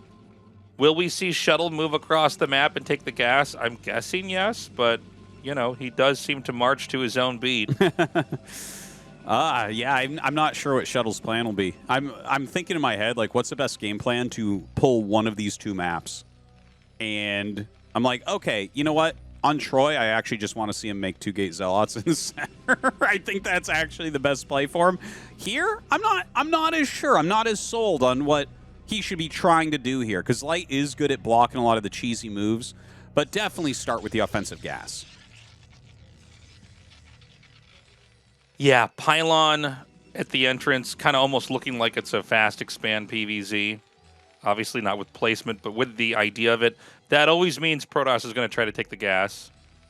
I've had some people ask me, like, why is it always a Pylon at their expansion and not on their main if you're going to steal the gas? It's because this way you get the Pylon up, and you also get there in time to steal their gas. If you make it in their main, you can't. They can get their gas in time. The timing is that sharp. You can then also use the gateway to be part of a wall. Yeah, and that's always good. The Zealots are going to rally quicker up, right? That, you know, I think people, if you don't play like a lot, then sometimes you can be like, no. I mean, the 5 seconds doesn't matter that much. It really does. It really does make a big difference on these rushes at high levels. So, you know, having that forward gateway allows to maintain a bit more pressure. Now, we have the offensive gas from Shuttle. He's harassing with his probe a bit. Very good SCV micro. And, oh my god, Light is blind making a second barracks. Dude, he is assuming there's a proxy gate, and there is not. And, like, I don't like this from Light. This is not good. I hate this. This is not good. This is so bad because without a proxy gate, this is so easy to hold. You just make a forge. Yes. Well, I mean, you can, a cannon just stops this. Yeah. When Gate finds that there's no proxy, like, he's going to get over there and see a gate in the natural and just be like, oh, man, this is not the best build for me. Because you don't need 2 Rax Marines here. 1 Rax Marines is sufficient. So he's spending all these extra minerals. He made it in range of the gas, which I don't like either. Oh, you wanted like, to at hide least it? Put it a little bit... Well, I mean, just make Protoss guess, you know. I mean, if they don't know, you know, Protoss is also operating off a certain amount of information to get their build off correctly. Mm-hmm. A small misread early on, and you just have, you know, you made a few extra probes or cut a building or did something like that too soon, you can be punished. Mm-hmm. But I think to just be so cavalier with the placement of the barracks is, I don't know. I just don't see why you'd want to do that. Why would you not just make it somewhere where it's harder to spot? I think he thought it might be. Guessing. I think he might have thought it was just like a very quick gateway. Now, if no, I get that, but just then hide it. I mean, you hide it if it's a close gateway too. Make me overextend with my zealot, and then I will end up, you know, losing that way. But he's going to pull the SCVs. Yeah. We don't have a forge, by the way. Oh, he doesn't make a forge? That's kind of crazy. If he just made like a forge and got cannons here, he wins 100% of the time, I think.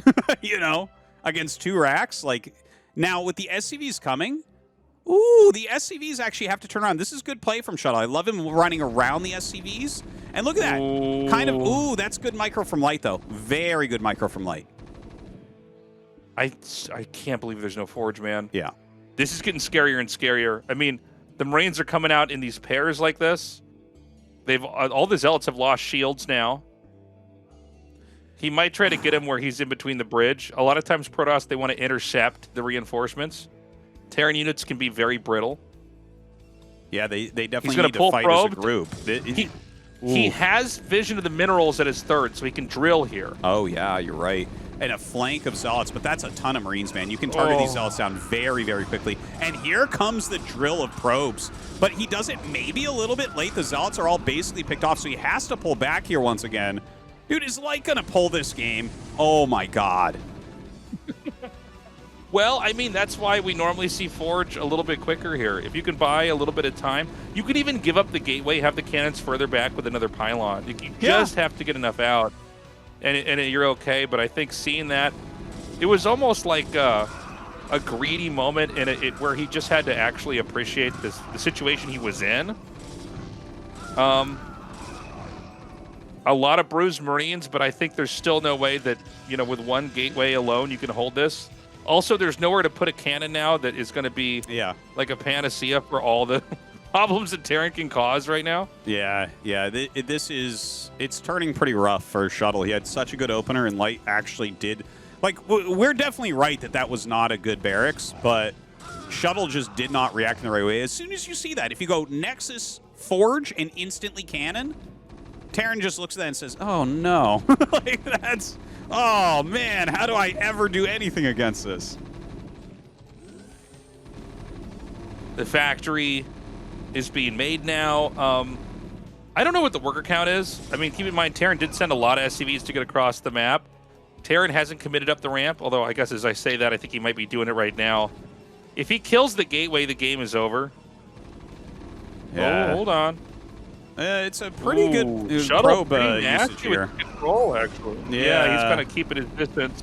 Not enough. Problem though. is that 2 zealots won't cut it. Yeah. Well, he could kill the pylon. He could kill the workers. We're going to Troy. Yeah, I think you're right about that. Let's settle who's better on that map. Oh yeah, because that's what truly matters. Yeah, the probes, like, he's drilling them pretty well and everything. Definitely, like, wild choices by both sides. I'm shocked that he went for the second gate and then he went for the forge. You know, because it's like, guys, if you like, the amount cannons counter Marines is to an absurd degree. It's like the Marine dies before it even gets a shot off. So definitely a mistake there from Shuttle, playing too greedily when he did not need to. And we go on to map 3. Well, this is going to be fun to cast map 3. I do think Shuttle could have won that had he just hard countered what he saw instead of trying to, like, both parry that attack but also have, like, enough workers to close out the game later. You know, 2 racks Marine, if it doesn't kill you, it's so bad. It's why we just don't ever see it under ordinary circumstances where the gas isn't taken. Yeah. Well, you know what? He did something decisive, and he made it work despite being in a kind of a bad position with it. So good on Light. We're going to set 3 here on Troy. One of the worst maps ever made. Cannot wait to see what type of cheese Shuttle's going to have for Light. This is a tough one for Terran. Shuttle knows he should win here, but he already should have won on Neo Dark Origins. So can he right the wrong on a map that's already wrong for Terran? We're going to find out as we should be ready to hop into this game right now.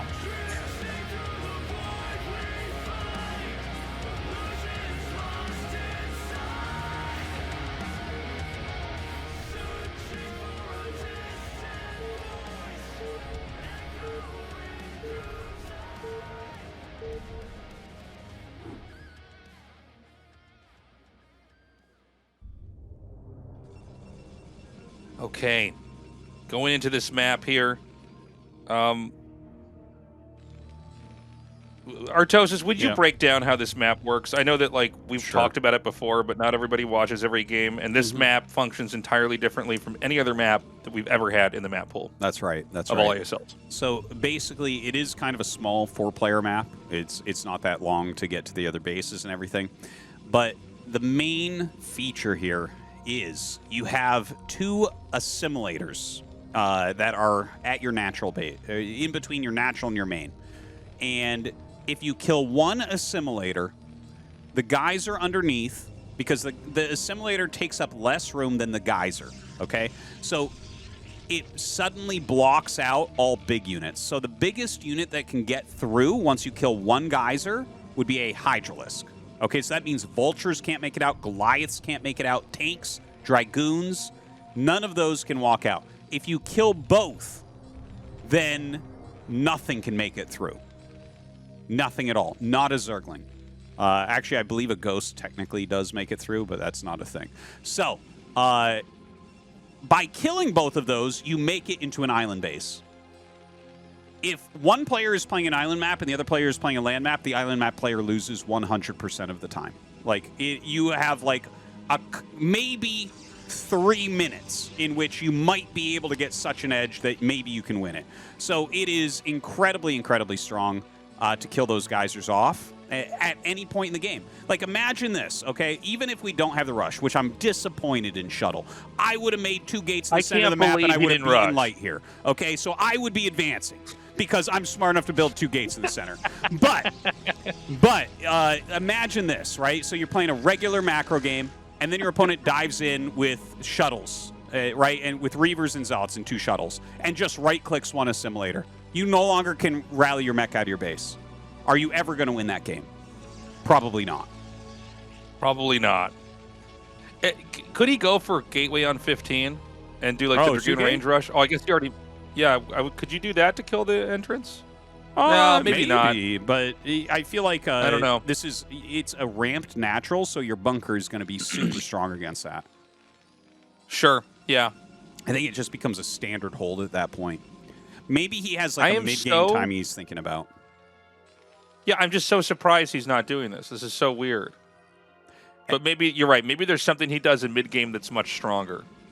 You can see Terran cross scouts just to see the gateways or, see what's going on. I want to put this out there. I have not seen, and I've casted a lot of games on Troy. I've watched a lot of games on Troy. I have not seen one game where Protoss loses where they go 2 gates at the beginning.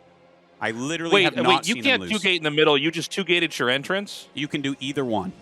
The 2-gate in the middle, I think, is the true manly way to do it. You say, fuck it, this is the map, I'm doing it. So that is what's most important. So yeah, the most important thing is you make a bunch of Zealots. So, I mean, what exactly would you want to do if you could do something in the mid game? I'm just going to be stunned if it's a map where he just like, I don't know, gets a third base, hits observers, and techs into carriers or something like that, because it feels like you're so not even playing the map at that point in time. Yeah. Well, I would say, there's a lot of things that could get it. DT drop, Reaver drop, Arbiter recall. Obviously, later game carriers can get it. It's hard to prevent if the Protoss actually aims towards killing those to protect them. Especially if you think about standard like turret layouts and stuff. Like, yeah, maybe we just see him dive in with shuttles and try to get it. If he tries to play just a regular macro game, Troy actually becomes a Terran map if you ignore the assimilators. It would be like the best map for Terran. Because it's like the push distance between the base of light and the base of shuttle is almost nothing. Most of the terrain is buildable, and there's a high ground for tanks to go on. Like, this would be a dream without the assimilators for Terran. So, like, the fact that he's not abusing those yet does make me worry for him. Okay, he's going to be able to gun down these Marines. We saw Light try this earlier, where you're basically doing a Dragoon range check. Pretty dangerous to do on a map where the Protoss has the high ground. A chance to shoot up, chance to connect with shots up onto high ground from low ground. There is a chance to miss. Mm-hmm. Something very unique that only StarCraft 1 has. Making it just never desirable for someone on the low ground to fight the high ground unless they have such an overwhelming advantage. It is going to be very quick Reaver, which isn't the craziest thing if you just look at the positions on the map. The fact that the natural is like right there to fly into and hit, and you could get into the main. Mm-hmm. These are not the most profound strategies, but sometimes it just... Why would you not do that just due to the shape of the map, Sure, absolutely. Hey, here's the thing. It's like there's definitely mind games in StarCraft, but sometimes even very, very obvious moves, the reason why they're obvious or the reason why you should still do them even if they're obvious, because it's so strong in certain situations. Well, right here, Shuttle has dropped a probe off on that Island Expand. That is something that also only Troy really has, is Island Expands, where you can, like Light could make a command center and float it down and take it right away, right? So there is that kind of interesting aspect to this as well, like a base that's very hard to attack. And here Shuttle goes across with his shuttle, and let's see if he can get any damage done. So, timing-wise, Light really couldn't be better. Oh, look at this. Goes right through. Okay, he's going to drop right over here. Now, it does take 8 Reaver Scarabs to kill these assimilators. I was going to say, I'm like, how quickly could you kill those assimilators that way? Like, yeah. So he's going to get in there. By the way, this could be a pretty long game. It's hard to imagine Protoss not going carriers on this map. Oh, yeah. With the islands and everything else. Well, I think recall is okay as well, because if you recall, like you're gonna get the assimilators. And if you just stop the Oh, that's a rallying good out, point. like that's all you need to do, man. If you can't rally your units out, what are you actually supposed to do? Are you gonna float all your factories? Are you gonna go mass dropship? Like, it's just if you look at those silly situations, it gets so insanely hard for Terran at that point. So more factories are going to come down. We see a push up into 12 o'clock from Shuttle. Been a bit of a quiet game. You know, the Reaver that flies in, it's okay if it doesn't do anything. It's not a failure for the Protoss if the Reaver doesn't get any kills, because the Reaver is still a tool you can use for later on. Not every game has to look like Snows where you just show up and destroy like 27 units and then win the game. Yeah, you should be a motivational speaker for Protoss, Tastosis. Your Reaver's not a failure if it doesn't kill things. As long as you That's learn right. something, it wasn't ever a failure. So, Island base up there is done. He's got to get some workers over there. He's going to now destroy these assimilators. So this is, I think, a bit more of an interesting concept to explore. You can turn these other locations into islands and therefore deny the points of entry for the Terran by ground, and including to their own bases like we see here. Yeah. Protoss really rules the skies in this matchup. Speed shuttles are much better than dropships. What you can put into them is much better than what you can put in dropships like Reavers, Psystorms, things like that. And like obviously carriers just would destroy any island base for Terran after they're out, because again, there's not a real way to defend that. Even, you know, we see land expansions and you can't hold on against carriers, right? So the island ones just become completely free. So I do like him kind of shutting down some of these bases that Light may have thought about taking.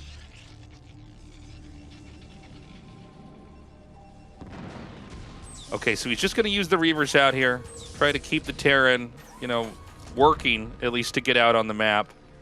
We don't have any SCVs at that new base down there at the 3rd, so, you know, Protoss can do this, but once the Goliath range upgrade is done, you can lose the shuttle, like, immediately. So you need to not overstay your welcome. Yeah. It's a game where we're about to hit 10 minutes, and it's really 3 base versus soon to be a functional 3 base for Terran. So, I mean, it's been slow, to say the least. Yeah. The push is slowly coming across the map. It's not a crazy travel distance for the Terran to get across. And it seems like, honestly, we're seeing Shuttle look a lot like Best. I wonder if we've just seen a kind of an abrupt growth spurt, or whatever you want to call it, in the meta, because they're both doing this. It makes me even more curious what Snow is going to look like tomorrow. I imagine it's going to be totally different from these two, but yeah. It's just Gateway Man ready to fight the Terran here in the middle.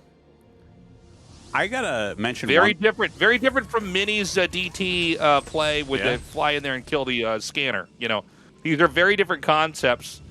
I think this one's more straightforward, but it doesn't make it worse or wrong or anything like that. Yeah, it shows the great range with which you can play PvT right now. One thing I want to say is that Shuttle's doing a great job of keeping his observers out of range. And look at this, he runs in. Dude, Light, I think Light's in trouble here, man. That is a lot of speed Zealots getting in. Not a lot of Vultures here. He just moved forward as well. The Zealots getting on top of all of these siege tanks. Oh my God, this is a good attack from Shuttle. An excellent attack. He's not even Shuttle. unloading that shuttle. I think it already unloaded. I'm sorry, didn't it? I thought he picked him back up. I must be crazy. Maybe. I'm sorry. Maybe. But, I mean, either way, the shuttle's gone, but so are most of the tanks. And, you know, with this many Zealots, enough Dragoons in the mix, I mean, you can kind of just power through this.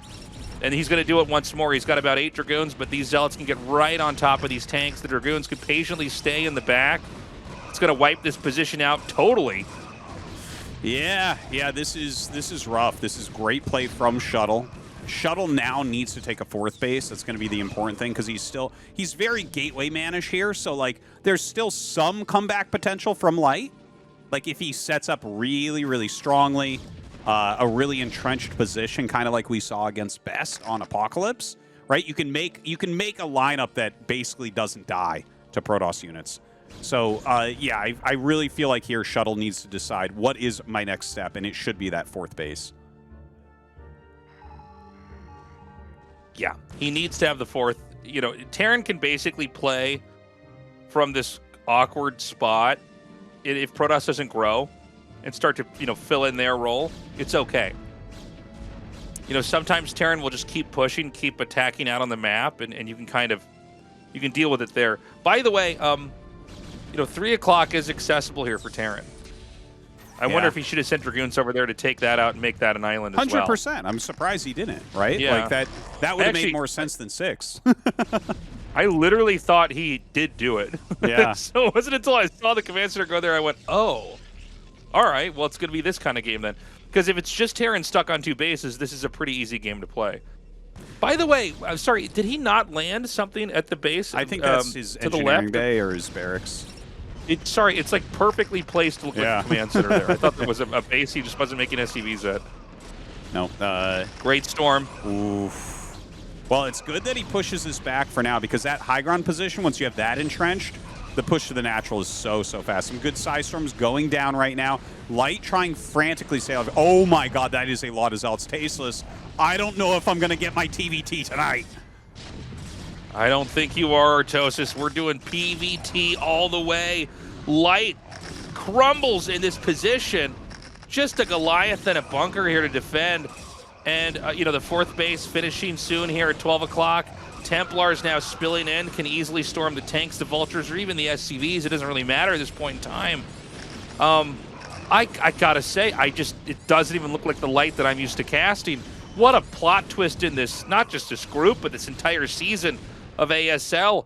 Shuttle will cause Light to be knocked out of this season. Man, what a game, what a series here out of Shuttle. Light definitely having a few blunders tonight. Was not the perfect play that we're so used to.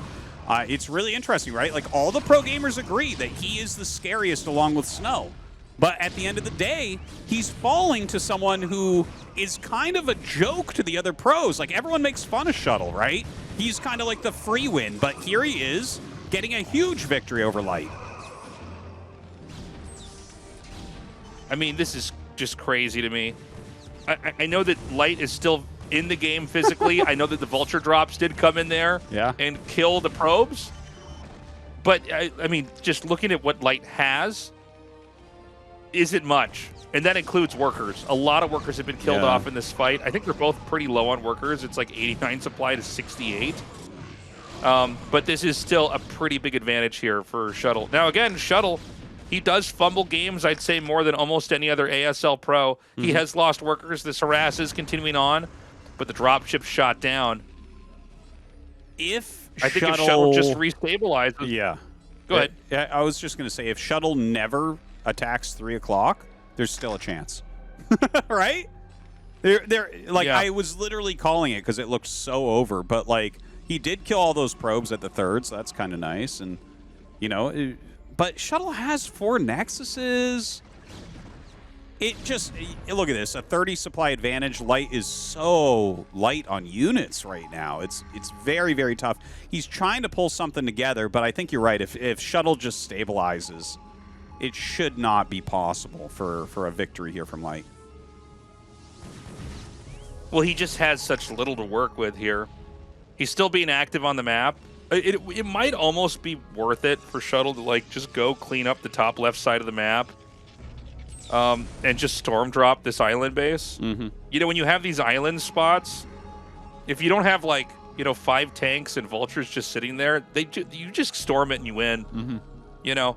Storm drops are countered by Terran being completely fortified. Yeah. Oh, he's got to unload the Templars. Oh, a nice snipe there. Like, you can see Light right now. He's trying to make the impossible happen. He's being super, super active. He's scanning where everything is. He's running his Vultures around. He's using every little trick he can come up with to try to gain some value. And I mean, that's what he has to do. He has to just be unbelievably efficient right now. You know, it's funny. This is a game where I feel like at this point in time, neither player is playing very well. I think there's a lot of stress going on here for Shuttle. He's sort of aware that he's got this game won. But at the same time, like, he could have probably already closed it out had he denied that 3rd base. There's also just, like, almost nothing protecting the 3rd base. If I could be critical of Light for a second. But he's just not Also, like filling that up with turrets to, you know, if there's like a boost of energy here for Shuttle and he can just come in there and deal with that, he should be all right. Well, I like this harassment from Light. He's really trying to. Oh, does not quite get that siege tank back into the dropship, unfortunately. But he's trying to keep him busy. And look, like that's a pretty good lineup of tanks. He's got a pretty good spread. He's got some missile turrets in there. He's got some mines. Shuttle still has enough supply that he probably can bust it. But like you said, you know, Shuttle, he throws games that others would find difficult to throw sometimes. Yeah, I mean, let the clock run here. The longer that third base has resources that can be soaked up. And let's not forget, there's another, like it would be a fourth base in this game, but it could have been the third in this game as well. Location that Light never took. It's the base adjacent to his main. In Like, fact, he's could have floating that. something right now, isn't he? Like, he finally is floating a command center down there. So what if he actually gets that base up and mining 4 base against 4 base? That's a Terran victory normally. Well, these storms are going to come in here along with the zealots. I don't know that Light has enough. This is such a crazy amount of supply. Yeah, you know what? I think that should be it. Yeah. Well, I think it should have been it before. But, you know, it has carried on because of Light just being, like, unwilling to lose this game. But unfortunately, I don't think he gets much say anymore. 69 supply, not nice against 133. Not nice. Not nice. Not nice. Yeah, he's losing the command center. Dude, lights Stay out. safe out there, kids. Lights out. Look at his look on his face. He's leaning back in his chair. He knows that the other pros are going to be teasing him for losing to Shuttle, but Shuttle played pretty damn well. I mean, what a game. I'll tell you one thing for sure. Shuttle is going to be so tired going into this next match. That's true. All right, well, guys, crazy results here. I never thought that Light was going to lose in this series. I thought he was going to be out first. And you know what? Honestly, he just didn't play very well. It did not look like the Light I'm used to seeing. And you can kind of see in his face a lot of disappointment, a lot of frustration, maybe even a little bit of embarrassment. Dude, his pushes weren't great. His pushes were not great. Like, the 5-fact meta's been around for a bit, and it's kind of like we're starting to figure it out where it's like, okay, if you have that Zealot speed upgrade and a good amount of Zealots, you can break this push. And really what Terran needs to do is expand to a third. And I didn't feel like Light was checking for this at all. I didn't feel like he was reading the situation as well as he normally does. It's unfortunate because he is such a strong player, but now he's out. Yeah. Looks like we're going to see this final fight here. I mean, there were many important moments that led up to this, but the reality is it was 46 probes to 35 SCVs. Oh my god, that's even lower econ than I realized. That's horrible, even for both sides. No, 36 normally is Protoss nothing. want to be up around like 65, 73, and Terran is sometimes like, you know, in the 70s as well, but yeah, these low econ games. And again, I guess the weirdest part of this game is that we never saw Shuttle actually do the rush to kill the assimilators. Yeah, it's a little bit shocking. But Shuttle wins at the end of the day, and we'll go on to that final match. Terran versus Protoss all night. It's going to be Rush against Shuttle. Don't go away.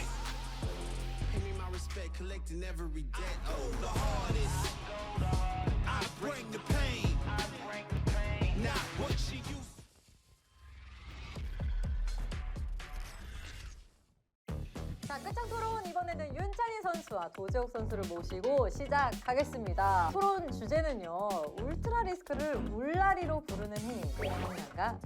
불가능한가입니다. 도재욱 선수는 가능하다, 윤찬희 선수는 절대 안 된다, 불가능하다. 어떤 분이 제 마음을 더 움직이는지 판단해 보도록 하겠습니다. 어떤 분 먼저 말씀하시겠습니까? 몽군 먼저. 왜 저한테? 장유유서잖아. 울라리 자체가 어감이 너무 이상하다. 스타는 아무래도 이제 우리 형님들의 게임인데 울라리라고 하면 형님들이 깜짝 놀라십니다. 이거는 용납할 수가 없어. 울라리라는 이 어감 자체가 받아들여지지 않잖아요. 이미 전통과 역사가 그렇죠. 요구한 게임이니만큼 울트라 리스크 얼마나 좋아요. 굳이 울라리라고 할 이유가 있을까? 이미 형님들이 불편해하신다. 아, 너무 불편해요. 근데 일단 형님인 킹 도재욱 선수가 가능하다고 했거든요. 언제까지 그렇게 갇혀 있을 거야? 왜냐면은 요즘 이제 MZ 세대들 이제 유입을 시켜야 되는데 언제까지 울트라? 예. MZ 세대들 유입시켜야 되는데 요즘 애들 화법으로 가야죠. 이 유입을 위해서는 울라리가 맞다라고 생각을 합니다. 새롭게 유입된 유저들이 이런 의견을 제시했을 때 또 받아들이는 것도 기존에 있던 유저들의 자세다. 그리고 여자분들이 부를 때도 울트라 뭔가 몽군 같아요. 약간 푸짐한 느낌. 하지만 울라리 귀엽잖아요? 네거티브 경고 드리겠습니다. 같은 8, 9년생으로서 저는 이거 받아들여야 된다. 박혀있으면 보인다라는 생각을 좀 가지고 있습니다. 근데 이게 실제로 울라리가 유입이 돼요? 됩니다. 돼요? 되죠. 이제 인터넷 보다 보면은 어떤 아이돌 오빠들이 스타라는 경우가 있어요. 근데 보면 이제 오빠 울라리 뽑아봐 이렇게 한 경우가 있어요. 그러다 유입이 되는 거예요. 그럼 윤찬희 선수에게 물어보겠습니다. 방송을 막 하고 있는데 오빠 울라리 좀 뽑아줘. 근데 조롱하는 것 같아요, 저는. 선수나 이제 프로게이머로서의 리스펙이 좀 없는 것 같다. 뭐 그런 거 뭐 그렇게까지 뭐 딥하게 갈 필요는 없고. 본인이 그렇게 말씀하셨잖아요. 조롱하는 것 같다고. 그러니까 막 약간 중립 아닌가요? 왜 2대1로 하시는 거예요? 8, 9년생 그거 하면서 2대1 하셨어요. 할 말이 없네요. 그러니까 저를 설득하고 또 도재욱 선수를 거예요? 설득한다는 마음으로 이제 하셔야죠. 어떻게 하나 드시고 시작하시겠어요?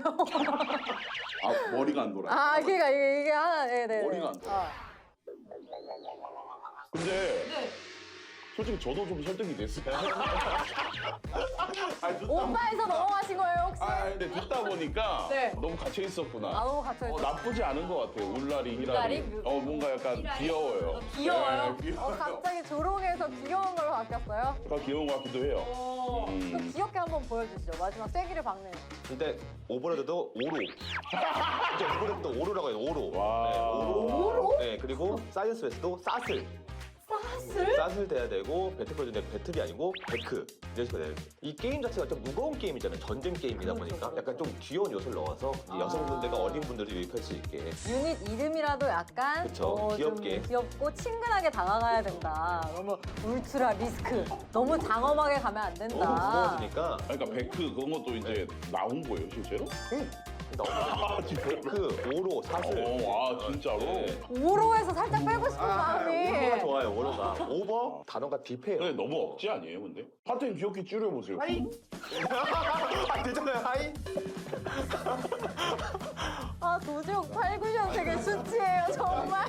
근데 젊은 물을 좀 약간 많이 먹었나 봐요. 저는 바로 받아들였네. 저는 이제 이게 어린 친구들 같이 행하다 보니까. 그러나 확실히 다르다. MZ화가 돼요. 인정드릴게요, 제가. 진짜 인정할게요. 이번 토론의 승자는 유입되는 유저분들을 더 배려하고 더 환영하자는 의미로 도재욱 선수에게 드리도록 하겠습니다. 한번 이게 축하드립니다. 뭐 원하시면 더 드릴게요. 네네.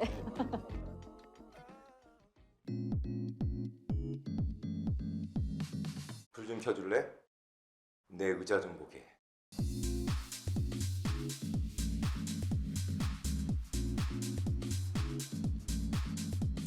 오늘 내 기분? 각도로 말할게.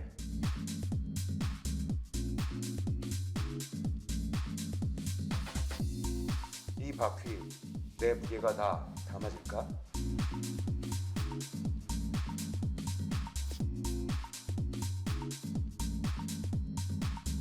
하루만 네 의자에 메시가 되고 싶어.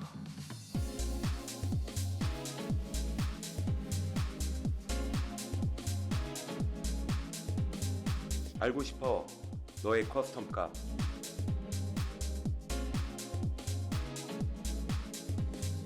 만들어봐 네 의자에 꿀려.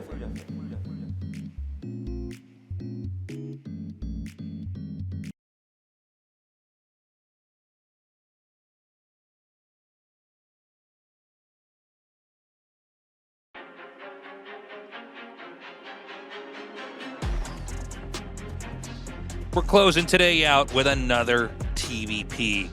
What a weird day today has been so far. First of all, really different games.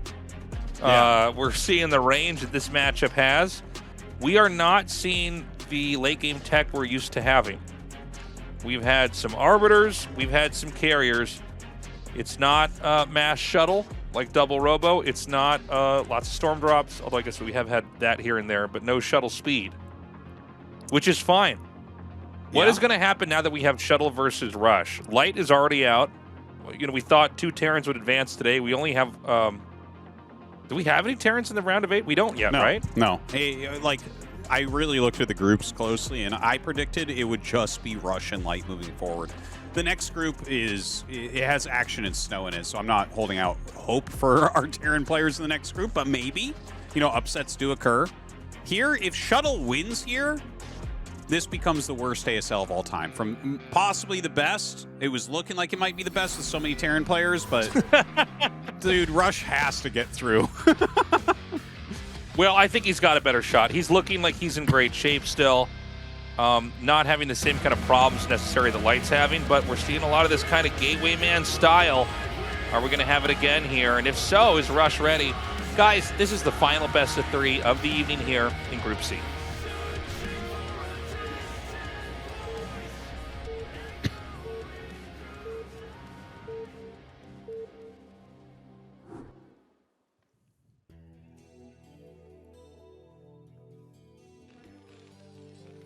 Before we get into this match, everybody, we just want to say, if you want to support us, the best way to do that is to go to patreon.com/ASL English.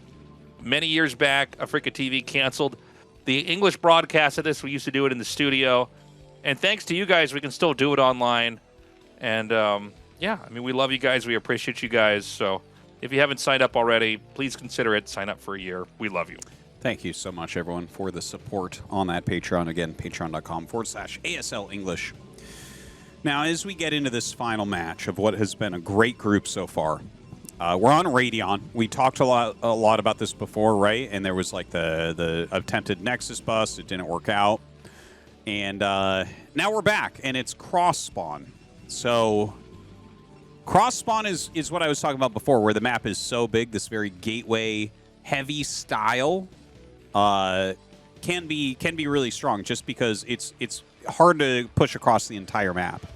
So we could see like a gigantic, very difficult macro game here. And in fact, what else is there? It's such a long distance cross that like timing attacks don't work so well for Terran. Yeah. At least this time we're not going to have Nexus first. I want to see if he does the Pylon Gateway Pylon again. No, it's going to be Pylon Gateway Gas. Okay.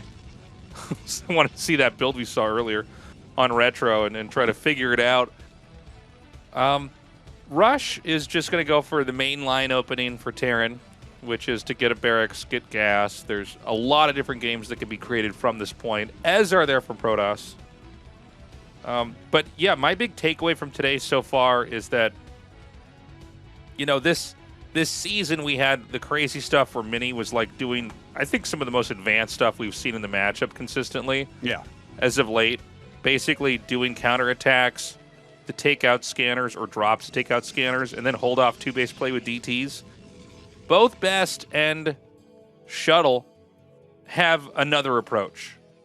And it's basically to just, I think in some of these games, not even get Shuttle speed, but to basically just get 3-base, Shuttle Reaver, throw down a ton of gates, get Zealots with speed, and just overpower them. Just flatten them in the middle of the map. Seems a little bit easier. Seems a little bit more obvious. I feel like I used to play PVTs like this pre-StarCraft 2. Yeah. In fact, when I came back, I was always perplexed that we didn't have more games like this, and I never felt like I never really understood, honestly, why it wasn't still a thing. But now I see it can still be a thing. Would you agree with my assessment there, Tastosis? Yeah, yeah. Well, you know, the metagame shifts all around a whole lot and everything as well. Like, what types of maps do we have? What types of pushes are we having and things like that? And, you know, I love the current development. You know, I think Snow kind of, like, ushered in this Reaver era, which made heavier factory counts mean more. And the thing is, you have to kind of mirror your opponent. Right? Like, there is a certain amount of mirroring that just happens in StarCraft. If your opponent makes a lot of units, you have to make a lot of units.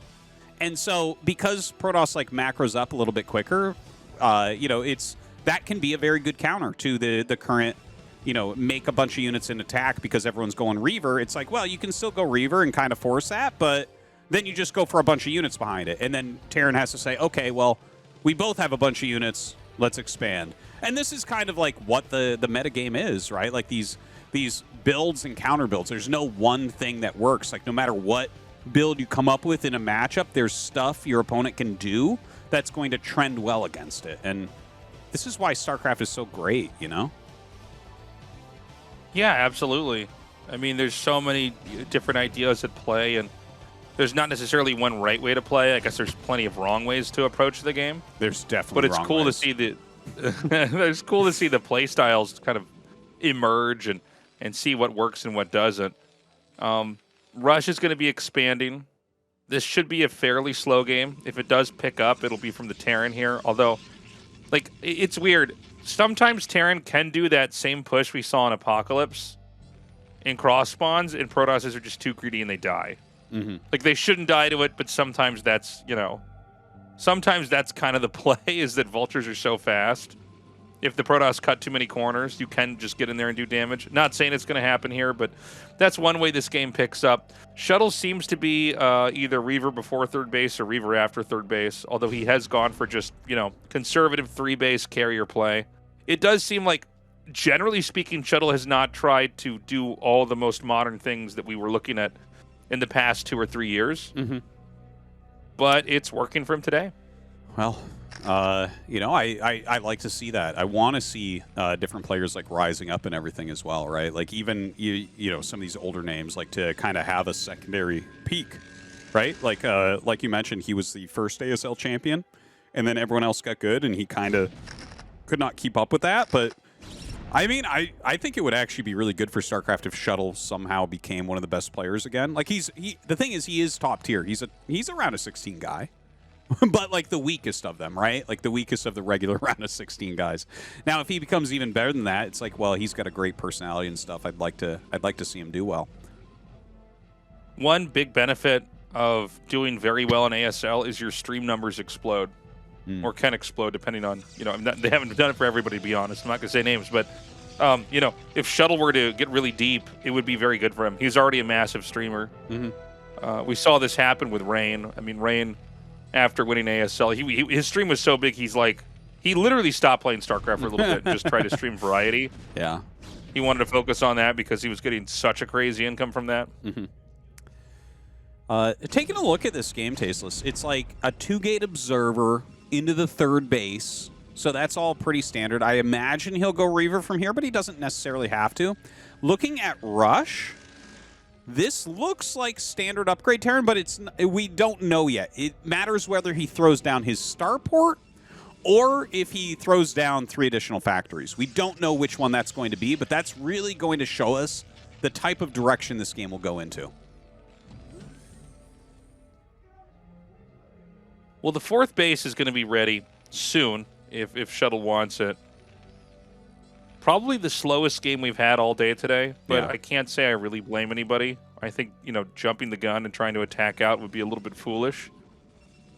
I'm more interested here to see, does Shuttle take a 4th base really fast, or is he going to, like, at least get up to 6 gateways? 4 gateways to 6 gateways first? I think he's got 4 up already. I watched a video where Light taught PvT. It was translated. And then when I say Light taught PvT, I mean, yes, Light was teaching Protoss vs. Terran from the Protoss' perspective. But he was saying, like, you can take a 4th base on 4 gates, but there's, like, certain really specific timing attacks that can beat it. It was kind of an older video. I do feel like I see a lot of really good players just take a 4th base on 4 gates, especially if they have a Shuttle and a Reaver. Yeah. And the metagame probably has changed since he taught that. And for people who are wondering, Light actually almost made it into KSL. He's 1 game from making it into KSL with his Protoss because he got frustrated with Terran versus Protoss. So kind of a funny little side story there. So he is legit. But yeah, you know, I think right now with these 5 facts, you cannot really risk something like that really quick 4th base. And he does go up to those 5 factories. So this is a very, very strong way to play. It opens up looking very much like Upgrade Terran. You notice the timing of his academy. He got his academy after 2 factories. That was so he could scan and check what's going on. Because if you don't check, that's something we saw wrong with Light. Light wasn't really checking what Shuttle was doing. Because if you really check and you, like, kind of count gateways, you compare, okay, well, he's had these gates for how long? How many units does he really have? Does he have a Citadel? Is he getting Zealot legs? That can tell you, like, oh, you need to take a 3rd base. Don't attack. So Rush is gaining more information, still has some active vultures out on the map as well. And I'm looking at this. I definitely think that Rush should make a third command center. I don't think that he has a good push timing here. I think you're probably right.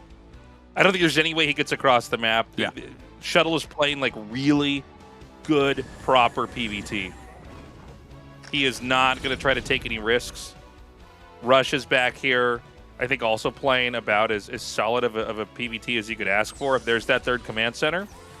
Both the 4th and the 5th base for Protoss, when they take it, like, he's in position to do it right now. Oh, wait, I'm sorry. Is that a pylon in the bottom left? I thought it was a probe. Yeah, that's a pylon. I think it's just like watching for drops. Oh, I'm sorry. I thought he was basically ready to take his 4th for a second here. Well, he can just take his 4th at 12 o'clock anyways, but... Yeah, I think as soon as you see that third base is being taken, like he has an observer in the general area, and Rush is, I think, again, making like excellent decisions. You need to make not just a 4th base, but probably a 5th base here as Shuttle. Get your gateway counts up, get your tech going, but take your 4th, take your 5th in pretty quick succession. Because like that's what you want. You want to force Terran into a tough position on 3 base where they see you take a 5th and say, okay, do I attack this or do I expand to a 4th base? So we're going to go into a deep macro game. Yeah. Shuttle may go for a bust. He doesn't have the number that we normally see for somebody to go for that. You know, there's busts where you go for Storm and ones where you just go for pure Zealot. He has the Storm, so what I think he wants to do is basically take out these mines. Oh my God. Yeah. I was gonna say. I don't know what to say, man. That was very, very strange. Yeah. This attack is so doesn't obviously make any never sense. going to work. Yeah. It's a very, very... This is more the Shuttle that I'm used to watching. Where it's like, Shuttle, this is not this is not a bad position for you. You're not ahead. Why are we attacking? And he attacks into the most defended location you could ever see. Like I said, if they're taking their third... Like, he went mass gateway units to counter a possible 5-factory push. Rush went quick scans to see if he was doing that. He saw he was doing that. He took the 3rd. So what Shuttle is supposed to do here is say, oh, you're taking your 3rd, you're not attacking? Okay, we sit in an arc, and we take a 4th, and then we take a 5th. But instead of that, he says, unga bunga, still going to do it, and attacks into a siege position rather than an attacking army. It is completely illogical. It is completely wrong, and this is how Shuttle throws games. Yeah, I mean, you're totally right about this is the Shuttle I'm used to seeing. I mean, I had plenty of games where I go, oh, you know, I see myself in them, to be honest. Yeah. This could be me streaming right now, and I'm just, like, telling the chat how depressed I am, and I'm not ever cut out for this game. Yeah, 100%. But, like, right now, yeah, it's just an odd move. And he has a 4th base making. He's going to attack it again. The reach that the tanks have, I guess there is a little bit of a fragmentation here. But, I mean, there's so many tanks there in the upper right. You can Storm, and I guess he probably did have Templars in the original attack and lost that. Tastosis, he's going to start to push through here. Protoss, good race, man. I'm gonna waste your entire army, then build another one, and send it across. You know, he'll still get held here. Like, this is still a better position for Rush. I know that it looks scary there, and he does break through for a moment, but Shuttle doesn't have a backup to this. You know, like, he had a better backup against Light, and Light still kind of made it a game on Troy. Here, Rush has 3 bases. His economy hasn't been hurt. I guarantee you he has over 60 SCVs right now. And, like, look at that. Shuttle hasn't even sent his probes. He's, like, wicked late on that transfer. He's, like, doing all these crazy, crazy attacks. And Rush is just going to continue to upgrade. He's going to continue to macro out of his factories. Like, this is a good position for Rush. I like this for our Terran player. I mean, Rush is doing everything he needs to do. It's funny because, you know, if Protoss plays like this, all you have to do is keep producing as Terran. And making siege tanks and scanning the map and having a couple vultures out there. And Protoss is going to be further and further behind. He doesn't have anything, man. Like, look at his tech. He's got, like, okay, we have Storm and we have some gateways. The 5th base at this point is very late. You're completely comfortable here. as Rush. Just looking at it and saying, okay, I'm getting my upgrades. He's got 7 or 8 factories. You know, it's comfortable. If Shuttle already had 5 bases, if instead of attack moving his entire army twice into Rush, he had gone up to 5 bases, well, that makes harder decisions where you're like, okay, I have to attack or I have to expand. But instead, Shuttle is giving him everything on a silver platter. He's attacking into an entrenched position, and he's not expanding at the same time. It's like he's doing all of Rush's work for Rush. Yeah, no, I mean, it's really Rush, you know, not having to... He doesn't have to do anything amazing at all here because the Protoss is basically playing the fundamentals, or I guess not playing to the fundamentals of the matchup. You know, let's say that you get all those units and then you realize you can't attack in. Take another main and then another main, make gateways, start to gobble up the map. When they move out, try to counterattack several times to buy time. Yeah, you know, but instead he kind of went for it. And, you know, one of the downfall of Gateway Man is the failed attack onto like a third, or I guess usually a third, not like a push. But when they attack in the third and it doesn't work, you're just like in a horrible spot. You don't have Arbiter tech. You a lot of times don't have good Forge upgrades. You're not very Forge focused if you're going Gateway Man. We see that he just now has +2, so he's on 1 Forge. No carrier tech. You probably don't have the speed upgrade on your shuttles. Like, you just don't have a lot of the tools. This is why I think, you know, when you look at hyper-modern PvT, where it's like mass shuttles with speed and storm, it's like you have so many good things going on for you. We got another drop coming in here, and that storm was fantastic. It wiped out a whole wave of vultures, allowing another storm to blanket tanks in the back. Rush is doing a decent job. Yeah. I think again his defense is enough. Kind of the same story. Ooh, he actually gets a few more Zealots on the right side than Rush would have liked. Rush was slightly clumped there. So, you know, that was a bit of an issue. He lost more tanks during this attack than he should have. And Shuttle is taking a 5th base. So Shuttle, I think, caught up a little bit with that attack. That attack definitely did better than some of the previous ones. But you know what? There is already a 4th command center here. Rush just has to go ahead and push out. The thing is, he needs to be better spread. That's one thing we saw from Light against Best on Apocalypse, where the spread was perfect and Psystorm doesn't do anything. Here we're seeing 5 tanks get stormed at the same time, so Shuttle gaining a bit more value that time. Yeah, it only takes Terran to get this position a little bit wobbly, and you can start to really come in and do damage. It seems like he's barely going to stabilize. And look at the overall supply here. Protoss is at 91. Oof. Yeah. Rush is at 135. So I think there's a world where maybe a couple of these attacks from Protoss just didn't happen. Yeah. You know, when you have Psystorm like this, and they're not like, you know, totally fortress like sealed off with turrets, you can just storm drop their expansion. You can kind of play a passive game. When you get into the Gateway Man style, so much of it comes from a place of like, we need to clobber the Terran and end the game. And the problem, and it's true, I mean, that's how you win a lot of games. That's how we see Best like just completely run over these Terrans. But the issue is that there's another game of PvT that can be played where you're just taking the map, making nexuses and making gateways everywhere. And if they can't, you know, take out your other 2 mains, or they'll lose. And so it's really about like knowing when to shift gears from, you know, Hulk smash the Terran and end the game to we're gonna go back into a macro game and try to basically, you know, like, okay, I think he's in that mode now with stuff like the storm drop. Almost thought he stormed his observer there. Now, it's not easy to storm SCVs. They got a lot of HP, but they're never going to be healed. Unless we start to have Terrans make medics and put them in, you know, mineral lines. Yeah. You're probably, so, you know, maybe the next storm drop comes in, all the SCVs die. Yep. You definitely are working down. I actually think that would be a very reasonable play to make 1 medic here. Like, I really do. Like, you're very right. Sometimes they get softened up. You're like, okay, I saved them. And then the next one comes in, or even Zealots get dropped, and it's like all your SCVs will die suddenly. So would like to see that, actually, as a growth point for Terrans. But now Rush, sitting here on 4 base. He's playing against 5 base. And, yeah, like, Shuttle, I just really don't like his position. He's got no bank. He's got like the same supply. He's making the same units over and over, but Rush continues to scale up really, really well with his army. Decent upgrades for Shuttle. He does have +3 attacks, so that's kind of nice. And, ooh, well, there it is. Yeah. Another storm drop comes in.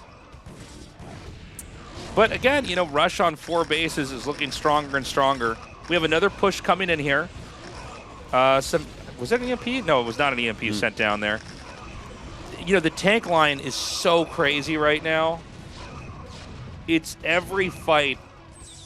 Rush about 10 supply ahead, then 20, then 30. It's bad. And there's going to be a world where eventually Rush is going to be maxed out. He will have so many tanks. And the truth is that Shuttle, you know, there should have been way more gateways up in this top right main. He's really actually playing a pretty bad game, if I'm going to be totally honest with you. Yeah. This is just, he's not making the right choices. He's like so in the mode of attacking where, and this is Shuttle's weakness. We talk about it a lot. We've seen it a lot in ASL. If he could just identify, just look at it and say, oh, he took a third, I should not attack into an entrenched position. The thing is, you know that Shuttle plays against lesser Terrans and he'll kill him with this. But this is Rush. This is literally the second best Terran in the world. You know? Or maybe in this ASL, the best Terran that we have in this ASL. Yeah, maybe with the Light best Dying. Terran now. So, like, of course it shouldn't work. I think you have to, when you're playing against someone as good as you should or as good or better than you really need to fall back on these fundamental ideas of like, yeah, he's entrenched. Don't attack. I know it works against your practice partners that are, you know, 2,700 MMR, but they're not Rush level, you know? You got to actually play correctly. It really all goes back to the bad attack at the start. I think that it's almost like the sunken cost fallacy, where like the all-in attack started to work, or like, you know, it didn't quite work, and then he did it again and it almost worked, and he did it again and it almost worked, and it's like, dude, you have no gateways in your top right. You don't have the bottom left starting location, like, you know, and now you're in. This is now because I think on the surface this might look somewhat even. This is so bad for Shuttle. Terran is about to max out with better upgrades. By the way, both sides maxed out with upgrades. Terran's still better. But Terran has more upgrades, and Protoss has less, and now it's action time. It's still a big army here for Shuttle. He has maxed out. And don't forget, this is a big, wide open map as well, so it can be tricky. But when you have a siege tank line that deep, dude, the amount of units that you need 300 supply to break this.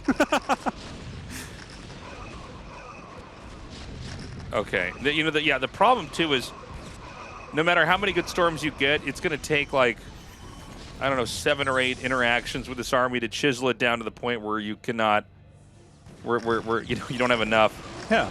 Dude, you can't even HP approach on those it. units for Terran to survive. He doesn't have speed you shuttles. can't get near it. He doesn't have arbiters, you know? And, like, there's Rush no carrier switch. Rush has, like, 30 siege tanks. He's just spread out with amazing upgrades. But Shuttle gave him this by attacking relentlessly on small amounts of bases. Like, he could have made this game look completely different.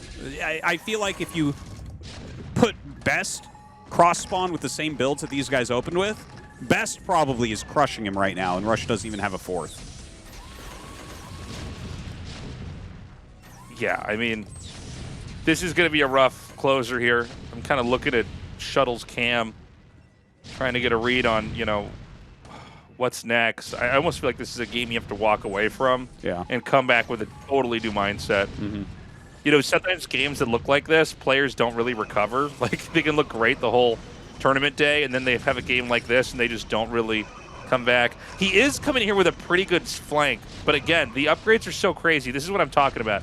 If this fight just there happened, oh no, he didn't even GG right. He did a backslash. He thought he was in DOS trying to give a command. Yeah. So that attack back there that we saw, imagine there's no upgrades. Protoss could probably do some serious damage. But when Terran has like that +3 attack upgrade, oh my god. So Shuttle, look, he has to walk away from that game and come in here with 2 much different games. It's okay to go Gateway Man, by the way. That's okay. But you need to have a sense of where you are, when it's time to lean into it, when it's time to back off. And Shuttle, after beating Light, looking amazing. He's in some hot water here. Well, Rush is really able to hang. Without a doubt, Rush is making better decisions and playing better than Light today as well. You definitely have to point that out. I think that the main thing that we saw was his academy after 2 factories. He scanned. He recognized that he needed to make a third base. Light didn't do that at all today, right? Light's just like, no, man, it's 5-fac. Let's go.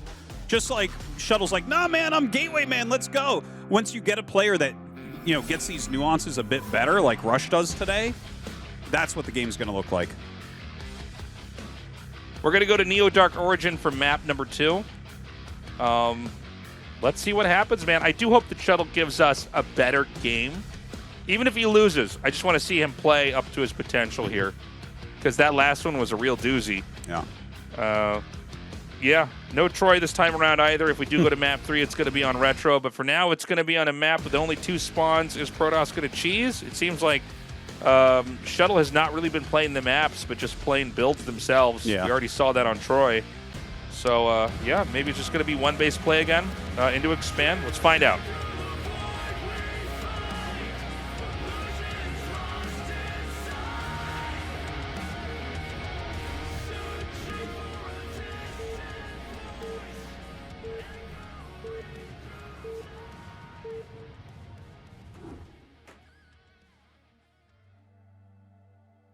Terran up here in the top, Protoss in the bottom, Rush with a 1-0 lead, and a dominant performance in Game 1, ready to move on into the round of 8, unless Shuttle can come out here with a completely revised, improved, upgraded version of himself.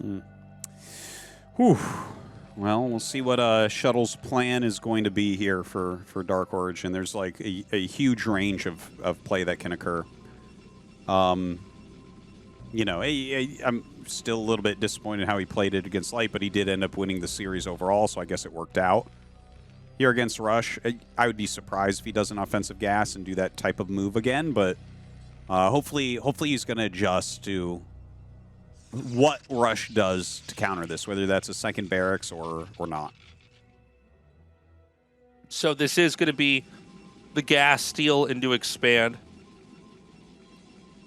We saw a lot of Terrans actually just go for Marine rushes. It's funny because I feel like we see this truly go off and on. It's really hot or cold.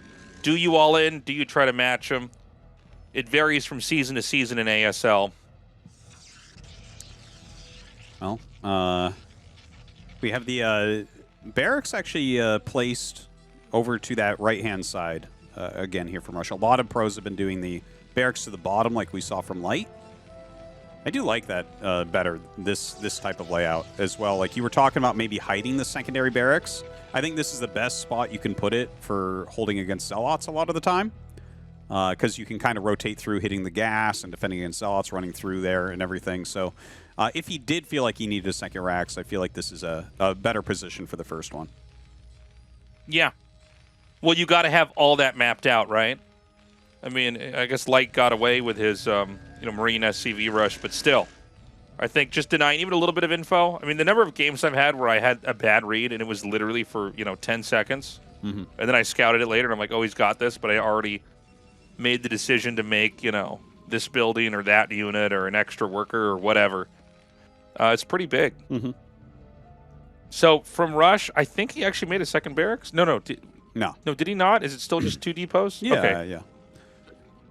The second barracks, like especially considering you sent the SCV, because Light just made it blind. He was just like, "Nah, we're doing it." And Rush gets down here. When you see the gate there, the second barracks just really doesn't make very much sense. So he's trying to like harass and slow down that Nexus, but Shuttle, I think he will be able to get it pretty quickly. Now the probe can moving shot the SCV. This is something that's fairly new, actually, is like just always having a probe chase the SCV, just because the SCV doesn't automatically heal. So if you can just even get a couple moving shots off onto the SCVs, it's crazy how much damage you can do. He actually kills the SCV and then runs in here with the Zealot. This is kind of wild. The probe can get, I think, at least one Marine. It does take that one out, and there's a second Zealot inbound. Yeah, that's kind of wild indeed. He's going to run up here. The SCV, does that have full health on the bunker? Like, that could have been a very good attack if it didn't. I didn't actually notice, but yeah, that Zealot's going to be cleared very quickly. Dude, that was kind of an epic fail from from Shuttle. Like, that was not well executed at all. It's kind of scary when you mess up with your Zealots when you do this build, because you really need every Zealot to play its role perfectly. Any fast expand build where you have, I mean, it's true for Terran too, you know, if you have like a Vulture on the map or anything like that, if you lose those few tools you have on the map, you don't know what's going on. I do think it's generally better to save 2 or 3 Zealots and let the bunker finish and just run up into the main. Yeah. You can go back to killing workers and pulling the Terran off the bunker, and I think just continuing to play a game where you're very much so more in control. Well, Tasteless, I got good news for you, because he made 3 more Zealots. Oh, he's going to run by with 2 before the third one gets there. And SCVs happen to be coming down at that time. So not working out so well for Shuttle. He is going to get a few SCV kills, so that's nice at least. Ooh, doesn't quite get that one. Yeah, he does. He does get some damage. I'm a little bit surprised he didn't wait for the third, because getting 2 or 3 up in there versus 1 is crazy. Like, the difference you can make. Yeah. He can get the third one to just run up by the bunker, but I think it's always better to just have them all together. Yeah, I am a little bit surprised, too. I thought he was just going to wait for the third Zealot. That's, like, kind of the magic number for running by a bunker. But, yeah, you know, he does it. It does a little bit of damage. He has, like, no units right now. If I am Rush, 100% of the time I'm putting pressure on here. He's lost 5 Zealots, and you haven't really lost that many Marines, although they are very low health. They're not going to be that useful in an attack. Still, that was, like, Dragoon build time. That's never coming back. Yeah. Yeah, it's pretty big. We've got an SCV from Rush just combing the map. He's trying to see if there's anything hidden. Expansion-wise, what exactly Protoss wants to do. Now, it's been a little bit of a turbulent early game here for Shuttle. I think Rush is, again, playing kind of a better game. But Shuttle can still be in a healthy position from here. He hasn't, like, messed the game up. We've just seen some questionable moves. Like, he probably could have gotten a couple more Marine and SCV kills had he done it a little bit cleaner. We are seeing the triple factory from Rush again. Now, Best handled this pretty well, but I don't know how Shuttle's going to fare. Yeah, the triple factory, like, you know, the multitasking required to block that can be a little bit steep. We see that it's going to be Reaver before third Nexus. If Shuttle really slows down his play and plays 2 base against this, he should be completely fine. Because, like, if you don't have that third Nexus to think about and you can just clog up your choke, then the Reaver will basically hold the push for you. Well, he sees there's no third base. This is not one of those maps that there's a lot of room to, you know, really be deceptive or tricky at all. Yeah. You know, the base is, it's kind of laid out in a way where, like, there aren't a lot of secrets that you can keep. I mean, I guess maybe the top right, bottom left bases you could be maybe a little bit sneaky and try to take, but that's about it. And so the push from Rush is going to come out again. Now, what he did in the game that we saw earlier was he had the tanks and Marines maneuver, but he created traps with the Vultures where you could hit Dragoons as they were trying to return back home. This time he's going to snake around the long way here. This is interesting. This is a very different setup. Notice that the Vulture sees that there's no... Oh, dude, he's going to go 2-base carrier. Wow. The Vulture sees there's no third base. So I'm a little bit surprised Rush is still going to move out.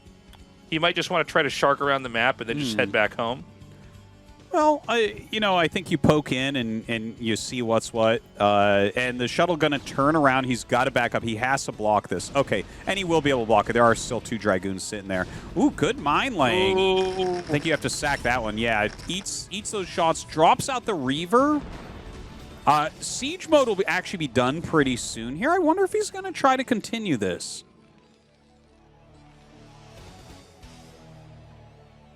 I don't know. I mean, he's going to try to chase him back. You have to be very careful when that Reaver's out, but he drops the Reaver kind of out in the front. Big hit, but not onto the Marines. A lot of times you go for the Marines first with those drops. Oh, Did that mine actually connect on that Reaver? I have no idea. It felt like but it there's did, a lot. But yeah, I'm not entirely sure. We've seen a lot of great dodges. Oh, it didn't. He picked it up in time. Excellent, excellent pickup. And he will end up holding it. He kills all the vultures, all the marines, damages the tanks quite a bit. Don't forget, this is his follow-up is carrier. And because Rush put on this early pressure, he feels the need to go armory next, which makes sense. But that means he has no actual scouting of what is going on in shuttle space. Yeah, it's not necessarily obvious this is a carrier tech here from Shuttle.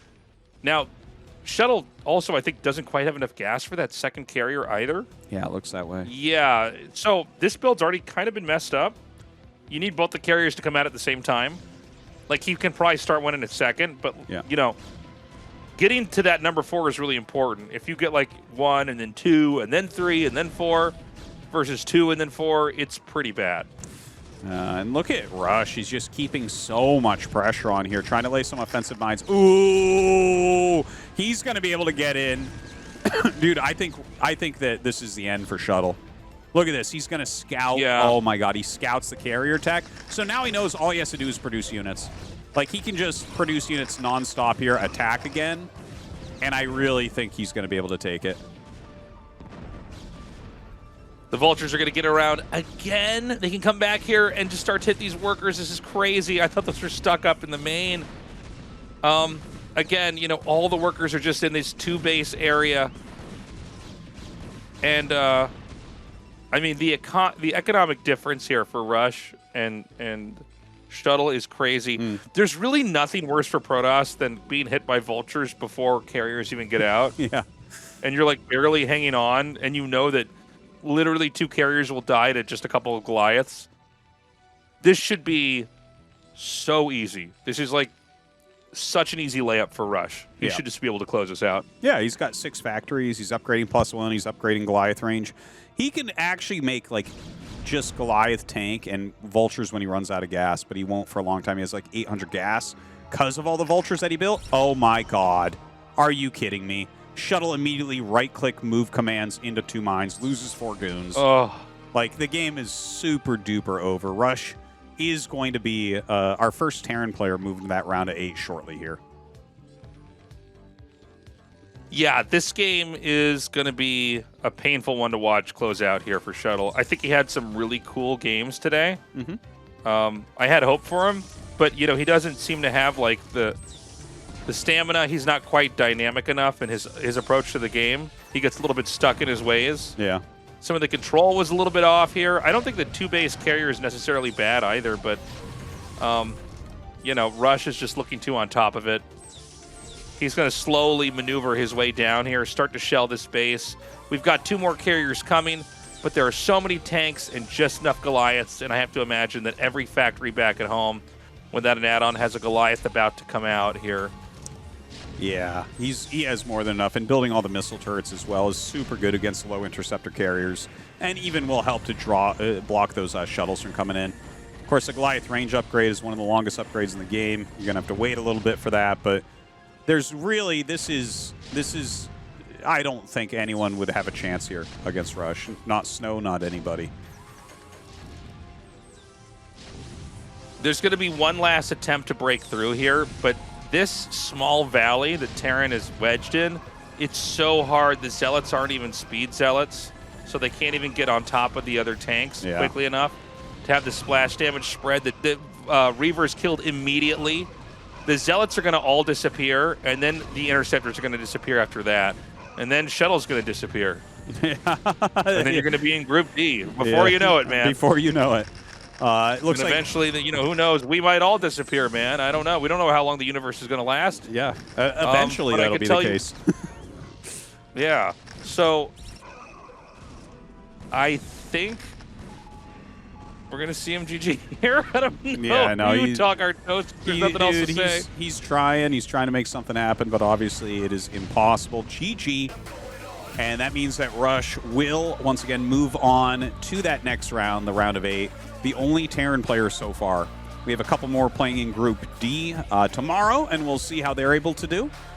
But tonight, I got to say, Shuttle should be happy with himself. He eliminated Light. That is no easy feat. That is no easy feat. One of the scariest players, and he took him out. You know, I got to say, really impressive stuff here from Rush. I know that we had a lot of Terrans at the start of this season, and we've been wiping them out at a crazy pace. But if there was one Terran to move on, I think this is our guy. We'll see what happens in Group D, but I think Terran is still weirdly in a place of hope with Rush still in this round of 8. Yeah, Rush is someone that easily makes top 4. Like, he is really one of the best players in the world, and you can see he's on top of things right now, whereas today Light was not. So I have a lot of faith in Rush. He's actually like maybe the 4th guy that really needs to win an ASL as well. You know, he's been to that finals multiple times. He's been one of the strongest players for a long time, really puts the effort in. Maybe it's his season. We sometimes have that where like one guy of a race will make it in and then just goes to the end. We're watching the the final moments of that last game, but honestly, I think it was when the Vultures got in, which is where the damage really revealed itself. You know, when you lose that many workers on 2-base carrier, I mean, you're basically getting shuttles, reavers, all the ground army and the carriers just so that you can overpower the Terran in a 2-base fight. When you lose those workers, you lose that momentum, and this is what it looks like. Yeah. Terran just has literally an answer in every possible way. It's not like, oh, you've got the air, but they have, you know, so much ground, they kill all your workers, or, you know, they've got the anti-air, but your ground army overpowers your Goliath. It's like, nope, you lost everything. Yeah. You lost your ground army, you lost your interceptors, you lost your workers, you lost the game. Rush clearly outplaying Shuttle here tonight. We're going to go to an interview, see how he's feeling. We've just wrapped up Group C of the round of 16 of ASL Season 17 with Rush advancing through to the quarterfinals in 2nd place. Congratulations and well done. Thank you. You have made it into the round of 8, which would have felt empty without you, would have felt out of whack without you otherwise. This is your 7th time all in all. How do you feel? I couldn't get myself under control after that loss to Best in the winners match. I thought the elimination match could likewise not be easy, but with Shuttle there, I thought, I guess it's doable. You ended up beating Shuttle 3 times today. In the first one, your 3-tank timing was good, and so was the Vulture run by, and you sailed to victory with ease, which is not something that can be said about the elimination match, however. With Shuttle being ever so relentless with his attacks in the first set, how did you feel then? This is a situation where if you block it once, you should win. But I kept getting caught by all these little things and I got confused. The game was not decided until the end. It was quite a dangerous situation. Well, you managed to extract victory in the end there. Now on the second map, you first dealt with the Zealots quite well, and after that you managed to confirm Shuttle was going up to carriers. Did you feel at that point that you've got this one in the bag? Well, for starters, we had that micro battle with the Reaver and Dragoons, which I knew that if I got pushed away, I wouldn't be able to win the game, so I kind of fought it against my will, and the same goes for my opponent. So we just ended up butting heads in the middle. My control was a bit better, so I took that fight, then I saw the carriers and found a timing. It seems you found all the answers you were looking for in the games, being the seasoned veteran that you are. You are now ahead of an extended series in the round of 8, and looking at the current roster, you have a high chance of running into a Zerg in either Sulky or Hero. But with you being known as a Terran who does well against Zerg, you must be somewhat happy about that. Yeah, I'm fine meeting either. If I run into Sulky, I can get revenge for last season. If I run into Hero, he is someone I've beaten a lot. It's all fine, should be good. It seems a beautiful path is being laid out in front of you, as you yourself are admitting. A lot of fans are looking forward to seeing what you exactly bring to the table. What do you say? Well, my goal for this season is a championship run, but today's games weren't up to par with that, so there's things I need to adjust and just do better. Seeing as you're thirsty for that trophy, I bet you'll show us your fighting spirit. Do you have any words for your colleagues and viewers in front of their computer screens, or the fans? And quite a handful of people helped me practice. I thought I would be playing TBT, so I practiced that one. So Barracks, Sark, and Mol. Also Bisu, Mini, Stork, and YSC. Thank you for practicing with me. Big thanks to everyone who showed up at the studio. I am not part of crew, but we have a few Terrans from that clan here cheering for me, so thanks to them. Also those cheering online, and my wife watching from home, I think. Once again, congratulations on making it into the round of 8, and we'll see you in the quarterfinals. Thanks! And that does it for our chat with today's second place finisher, Rush. Hey, Tasteless, are you cold? No, why? Oh, I was just going to say, Rush has plenty of room in his jacket for you. If you were cold, you could get in there with him. All right, so that's good to know. Yeah, this is our results for today. Best winning the group in pretty dominating fashion. Played really, really well today. Rush played exceedingly well also. I think that he really showed how strong he is on the fundamentals there against Shuttle. So this, so far, is our round of 8. Right now, we have 2 Zergs and 3 Protoss players. Only a single Terran, but hopefully we can get one tomorrow, although I'm not counting on it. I really think the Zerg and Protoss players for Group D are just a level up from these 2 Terrans. I love Sharp, I love Mind, but Action and Snow are round of 8 regulars. Yeah, I think you're probably right. I think Action Snow probably get out Sharp. There's always a possibility. The same is true for Mind, but it's going to be, I think, a lot of PVZs here. You know, it's funny. Best wins. He's got great PVT. He's going to have to be better in the other matchups if he's going to be able to hang with the rest of these guys. Well, I'm excited, man. I want to see how this one goes down. I do want Snow to win in ASL. Now that Light's out, I'm like, he's the guy that should be winning this season, I think. But we'll see. He hasn't been able to deliver in that way. I think this is actually my favorite group as well, by the way. Just the styles of the Terrans, the unbelievable macro of Action, and of course Snow, who's just in the best shape of his life. 100%. I cannot wait to get to that group. Guys, thank you so much for joining us again. Please do check out the Patreon. We're going to have Group D recorded right away, so we will see you again soon. Yeah, Bye-bye. Thank you much, guys. We'll see you next time. Check it out, patreon.com/ASL English. Thanks for watching.